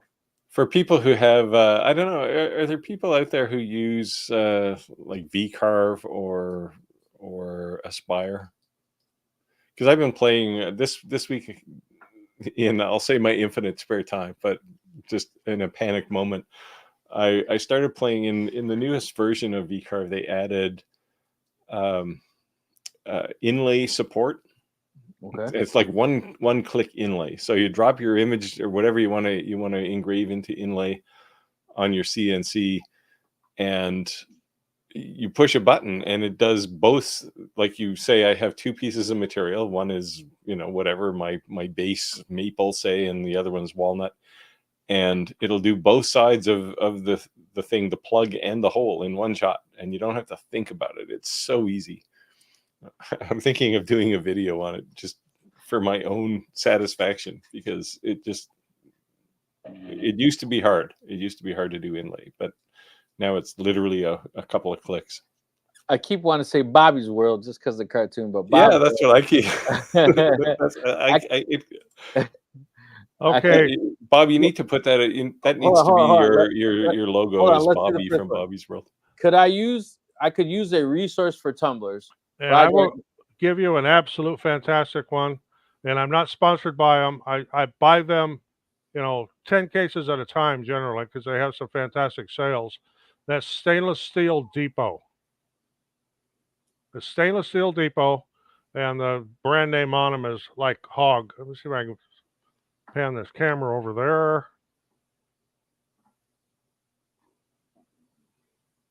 there. And down. Right there. There's 4 cases of them right there. JDS is not a bad deal either, but JDS is, you're paying a little bit of a premium price, but they're pretty consistent. Because I know, like, you go on some of these Facebook groups, you can buy them factory direct from China. The problem with buying it factory direct from China is that I don't think you're buying it factory direct. I think they're price shopping, buying bulk, and reselling it. So sometimes the first and second shipment is the same, the third and fourth is not, because they're price shopping as well. So buying something stateside is probably a better buy. I will say, well, like I said, I'm not sponsored by Marine. That's just where we buy our tumblers and mugs. I have never, ever had a problem. And we have bought thousands of dollars worth of them from there. And if you hit them when they're doing their sales, I mean, sometimes you get free shipping. Sometimes you buy 3 cases, get the 4th one free. There's all kinds of things you can do there. And if you get on their email list, they have specials 2 or 3 times a week. Stainless Steel Depot and JDF. Did you say JDS? JDS. Yeah, Stainless Steel Depot is where I buy all of ours. And keep in mind that when you are trying to become profitable, that sourcing your consumables or your items, like that's the biggest part of the profit most of the time, right? Give me a second and I'll come up with a link here. Yeah. So to be honest with like Roger sharing his source, you know, like at the end of the day, you know, that's something he can hold to his chest, you know, not want to share because, you know, that's part of his profit margin. So yeah, and JDS, keep in mind that you cannot see any of their prices unless you register. And you do not need a tax ID number, but it's not a open website. It's not a public. You have to register to become a member, but you do not need a tax ID. And the other thing that's cool about JDS is they own like every laser you could imagine. So if you call them and are like, hey, I'm having a problem, they may pull the laser out and like go do it with you, which is pretty cool because nobody else will do that. I mean, they'll sell you anything in the world, but they're just selling you a blank. But they are uniquely selling to people with lasers. So that's pretty cool. They'll give you like a template where you should start at, you know, give you some ideas. Yep, there you go. Right The there. Stainless Steel Depot Company. Check her out, people. Hey, if you guys actually order something, do us a favor and send them an email and say, hey, Roger's shop sent me. We were on the live and, you know, I made an order. Let them know that he sent you. Yeah, they might appreciate it. Like I say, we do a lot of business with them. My granddaughter does a lot of business with them. In fact, a lot of times we'll combine our orders and then we'll get them by the pallet because I have a forklift, and generally get free shipping when you buy that quantity. And we'll buy a pallet of them and then we'll split them. Nice. Yeah. Plus you get to play with your forklift. Pardon? I said, plus you get to play with your forklift. Oh, yeah. 1950 tow motor. I'll have to put a picture of that up sometime. Even truck drivers look at that and go, God, how old is that thing? I mean, there's no roll cage on it. It's so far from OSHA approved that it works.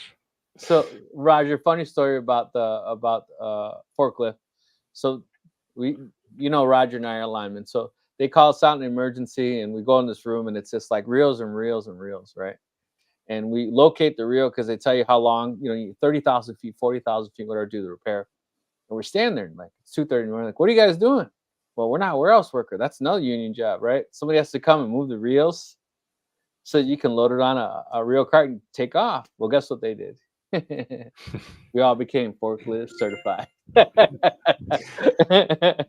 Rick, I've got a question for you. I want to know if you've ever done this, and I have done it once. Have you ever slid a pole? Define slid a pole. Where your gaffs broke loose and you slid the pole. Yes. And where did you get your slivers? My legs. Well, I had them in places besides my legs. I actually had to have somebody climb up and retighten my right foot because they became loose.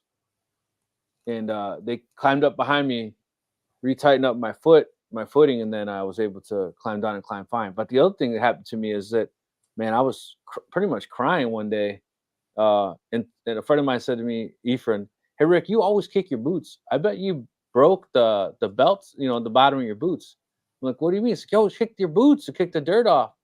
And I had a insulated pair that I'd wear in the wintertime. And the next day I wore insulated boots and I climbed like there was nothing going, no business. And I was like, oh man, I broke the metal band in the boot. So I was feeling the, you know, climbing. The shank in the boot. Yeah. Yeah. Well, I slid about 20 feet before I could kick out. Yeah.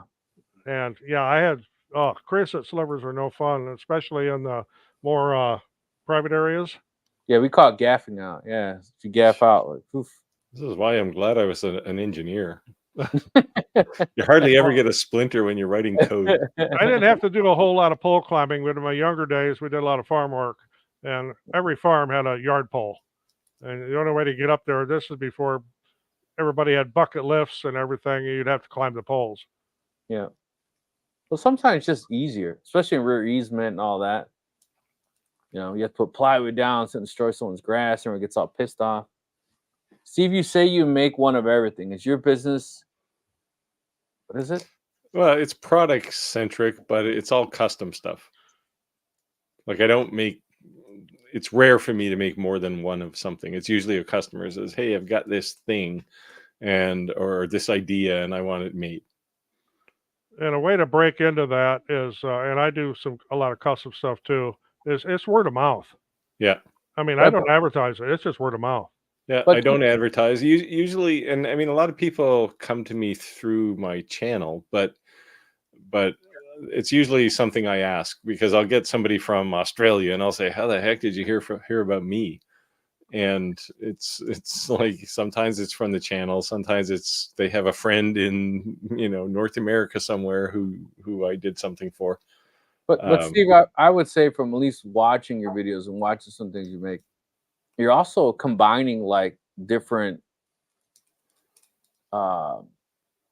abilities, right? Like you're not just based on just purely a CNC. You're not just based on purely a laser. And that's because you'll find as you use a laser for a long enough time, it's rare for someone to say, hey, I just want 50 of these engraved. Sometimes it happens, like I did several hundred watch bands, but usually it's something that requires both, right? Or multiple tools.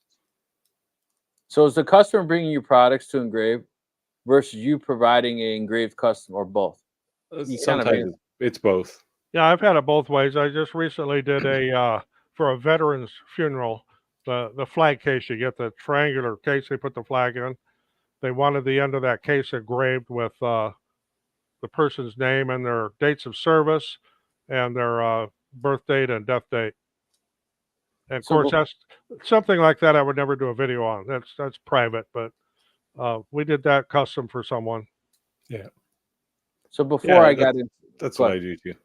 Before I got into lasers, I was more like business starters. So you're a new company to start. I would help you set up your domain, help you build your website, help you create your logo, give you shirts, business cards, flyers. That was my niche, and I did woodworking on the side, and my father was a carpenter, so I liked doing that kind of thing.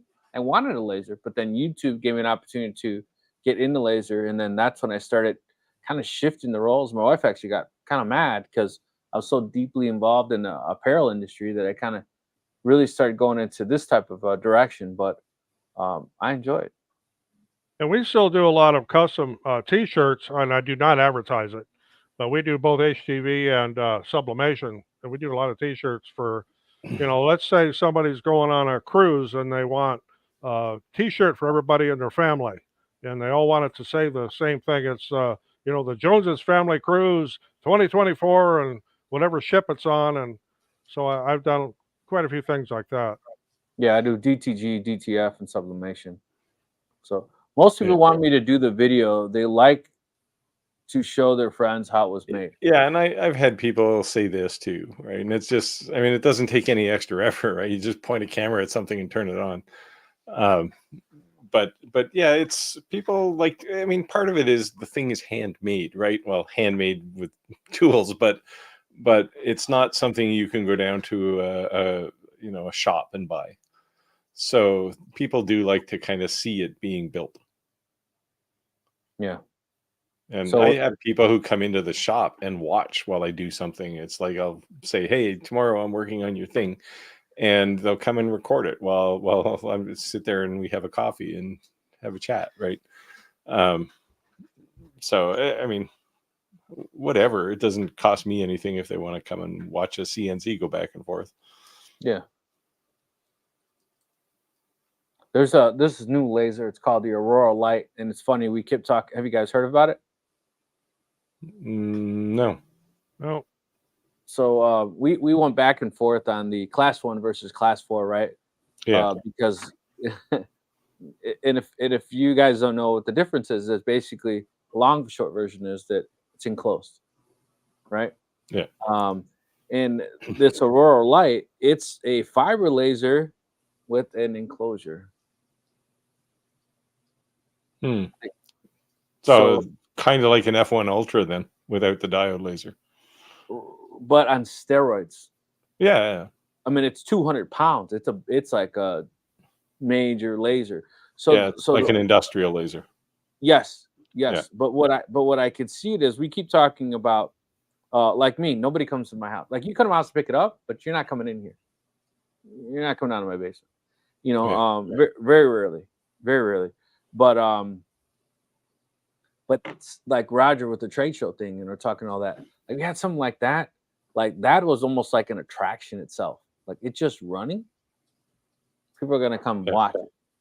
You know, Well, I think in part that's why things like the F1 and F1 Ultra are popular at craft fairs, right? Right. Like they bring a crowd. Yeah. Oh yeah, people are fascinated with that stuff. I've briefly talked to my granddaughter once about maybe taking one of the Class 1 lasers with to one of her shows if I ever have time, and do some custom engraving stuff there and probably drum up some business for her. Yeah. Mm-hmm. But I would definitely, if I was going to do it in public, it'd be a Class 1. Yeah, it has to be. Right. You live in a litigious society, so Oh yeah, you know. You never know. You never know. Yeah. Yeah. All of a sudden someone's suing you because they're kids eyes cross-eyed, you know. Okay, and if somebody doesn't know the difference between a Class 1 laser and a Class 4, the Class 4 laser is open.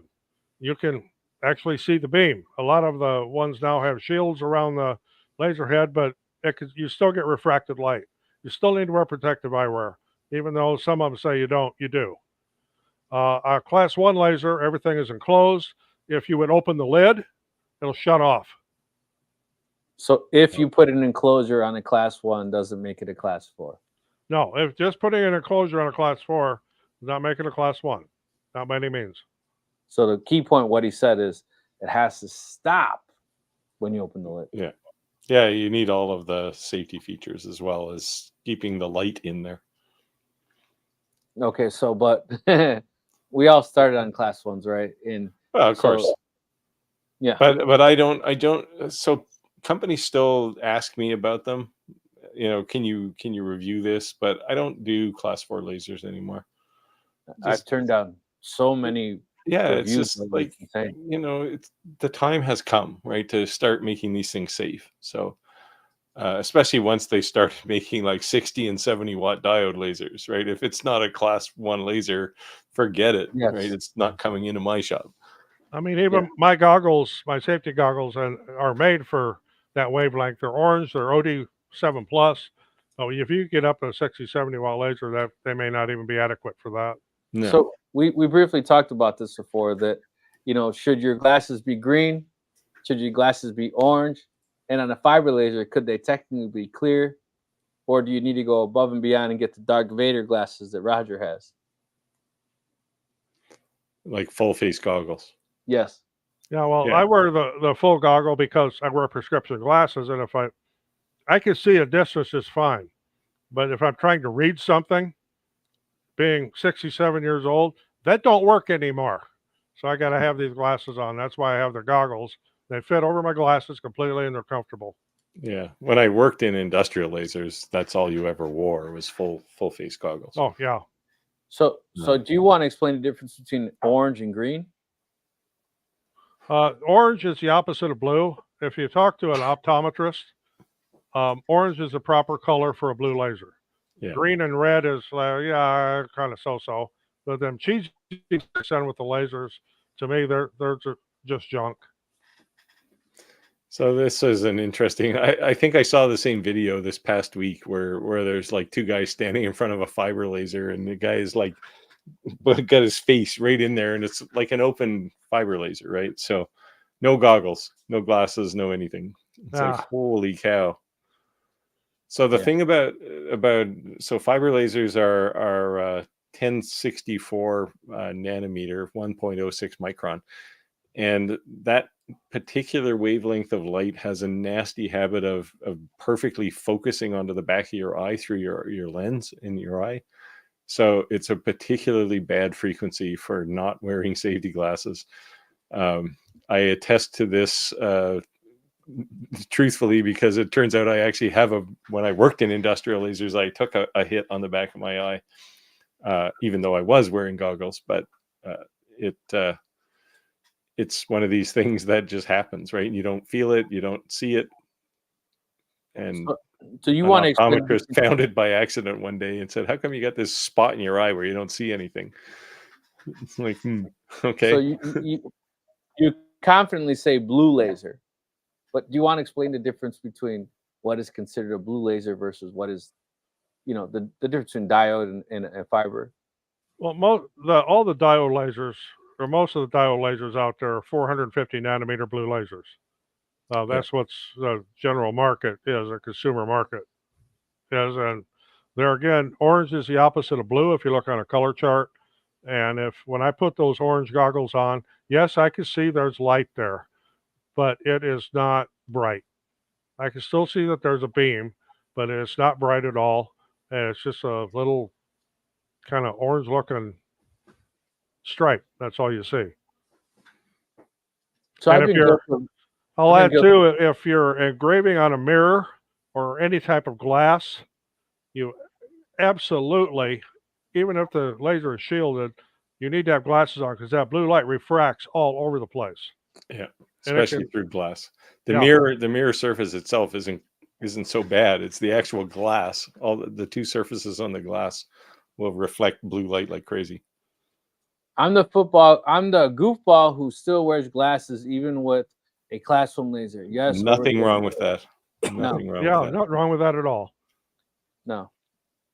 Yeah. So I especially make my son wear them, even when he's just running around the shop, because I don't know at any point he's looking up or whatever. So it's just a ritual. You coming downstairs? Yep. You need to have shoes on. It's like your PPE check. You can't have socks. You gotta have shoes on. You gotta wear your glasses. And he knows. Oh, yeah. It all boils down to common sense. It's just like they say, don't fry bacon naked. There's reasons for that. I've done that. This is way too much information for me. Hey, I married a Canadian. She loves bacon. What can I say? Now I actually feel like going and staring into a laser because I can't unsee this anymore. I want to thank you guys again for the opportunity to win a machine as well as information you share with us. Doug, man, I'm happy. And, I always say, Lord bless me so I can bless others in your name. So God bless. And as you can tell, all that information is useful. Now I know to always put clothes on when I'm going to fry bacon. Okay, I'm going to throw a little message out there to Doug. Since you have that O'Farrell, that's an LM2, right? Yeah, okay. Depending on the firmware, if you happen to have one that every time you turn it on, it's locked. I already fixed that. There's a video on my channel on how to undo that. Yeah, when I first got it happen, I changed the G code so it didn't do that. Yeah, you have to change G code. Yeah. Yep. The initialization code. Yep, it was basically in lock mode. Yeah. Yep. So they didn't even help me. I found that on YouTube somewhere else. Well, it might have been on my channel. I did a specific video about that. Yeah, it may have been. I was like, "Hey guys, this doesn't work." What do you mean? And I was just like, "It doesn't work." And the G code, I typed it in, boom, then it worked fine. But yeah. I don't remember what number it is, but yeah, I did a detailed video on how to get around that. It may have been. I was searching, and then I found the G code command and worked like a charm. Yep. But why would you ship something like that? I have no clue. Because it's all about volume for those guys, right? Like, how many of these can we sell before people think it's stupid and want to go to buy some other laser, right? Nice, Steve. See you, Steve. Thanks for joining. Like, this is the sad part about the industry is it's time for some consolidation so that there's not 1,000 laser companies. Like, I mean, I have this vision of like little offices in Chinese factories where there's like two guys putting these things together, right?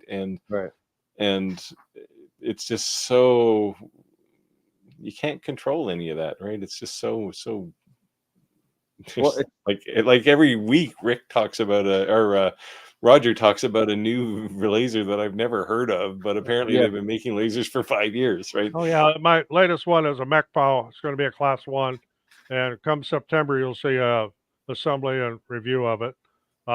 Isn't here yet, but when they first offered to send me another laser, and I've done reviews of Mechpel lasers before, it's a good product, but I'm like, if it's a class 4, I'm not interested. Yeah. Well, this is our newest class 1. It's 22 watt, and that's a good midpoint for a starter, and it's not real expensive.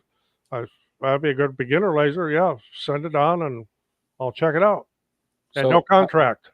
So I was saying no, no, no. I would just say no, no, no, no, no.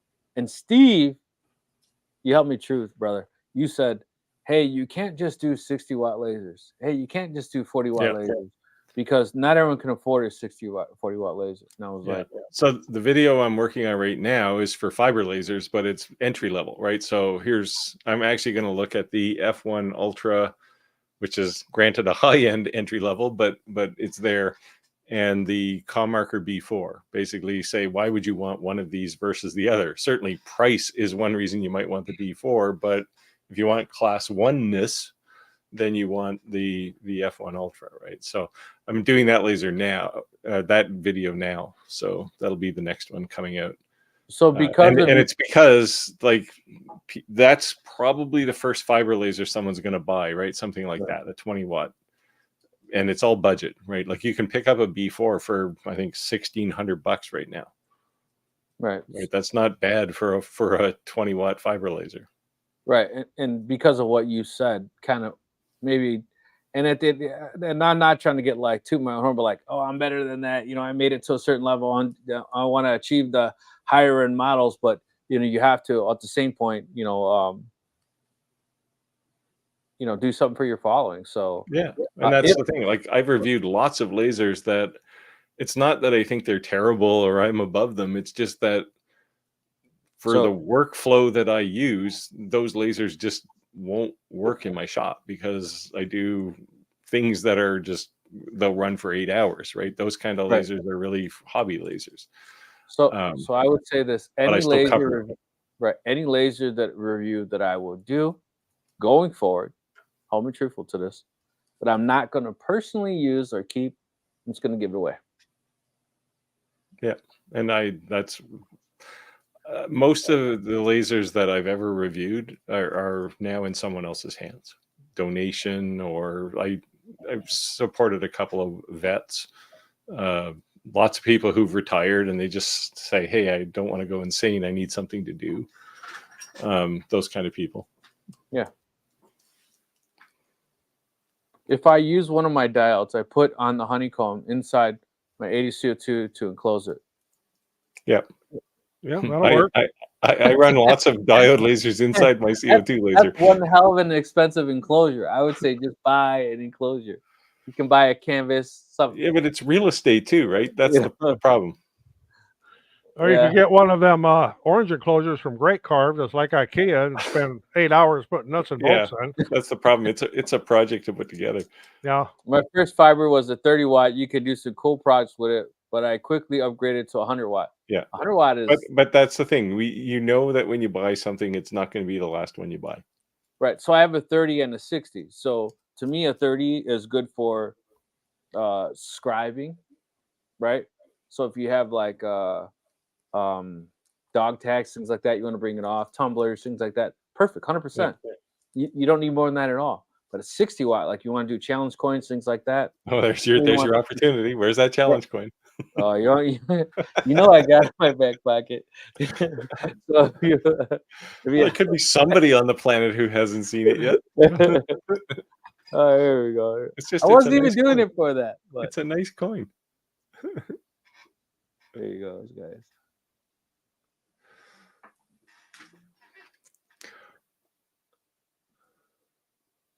I think you should patina that a little bit. Make another one and make it one that's aged. It is. It's just really hard to show in this crap. No, it's very shiny. It looks like a trophy. You see the black to it though? Yeah. In there, it's got some patina. Yeah, but it's shiny. It looks like you've been carrying it around in your back pocket. So yeah, Clayton, he has it in his pocket. Yeah, there are people already know. People know. I keep it in my left pocket at all times. So at the back it says, the winds blew, the lines flew, out came the line crew. And at the front it says IBW Local 9. All right, we're winding down. We got 1 minute left to our live. I think we had a good live, but we didn't was have fun. a whole lot of. I didn't have a whole lot of questions today, but I think we just enjoyed each other's company. Everyone kind of laughing and having a good time on our live. Yeah. Yeah, we gave away a good, cool laser. Someone start in the laser subscribing. So cool. I say it was success. I think so. Yeah. So it's 8:30. It's our time. I just want to say thank you guys for joining us, and I appreciate our lives continue to grow. Again, we're always open to questions. If for some reason you don't have the courage to speak up, you're always welcome to email us at any point in time, and we'll always answer when we get a chance to, of course. Just please be patient because, of course, we do get flooded with emails at times. And if you have any, I keep saying, any ideas or anything you'd like us to do while we're doing a live, any project you need help us, please let us know because we are looking for something that we could do within the timely manner of our live. But that'll be all for me. But you guys want to say something and close out? I don't know what I'd say. I do. Steven's left already, but I am working on that dart box, and I'll bring it. Hopefully, I can get it done next week, and I'll bring it and show people. And who knows? Maybe we can give some of those away too. I'm also working on Steven's custom tile, but whether or not I get it done before I go to Mexico, I don't know. Yeah. But So in any case, you can see me next week from Playa del Carmen, Mexico. Sweet. So yeah, so Steven is basically outsourcing all of his work to us, and Yeah. that's the right way to start a business. Don't do any work, just do the sales. Yeah. Logan, I've been in PA quite often lately, doing some keeping the lights on, so to speak. Okay, well, see everybody next week from Mexico. Safe trip, man. Thanks for watching, guys. God bless. Thanks all.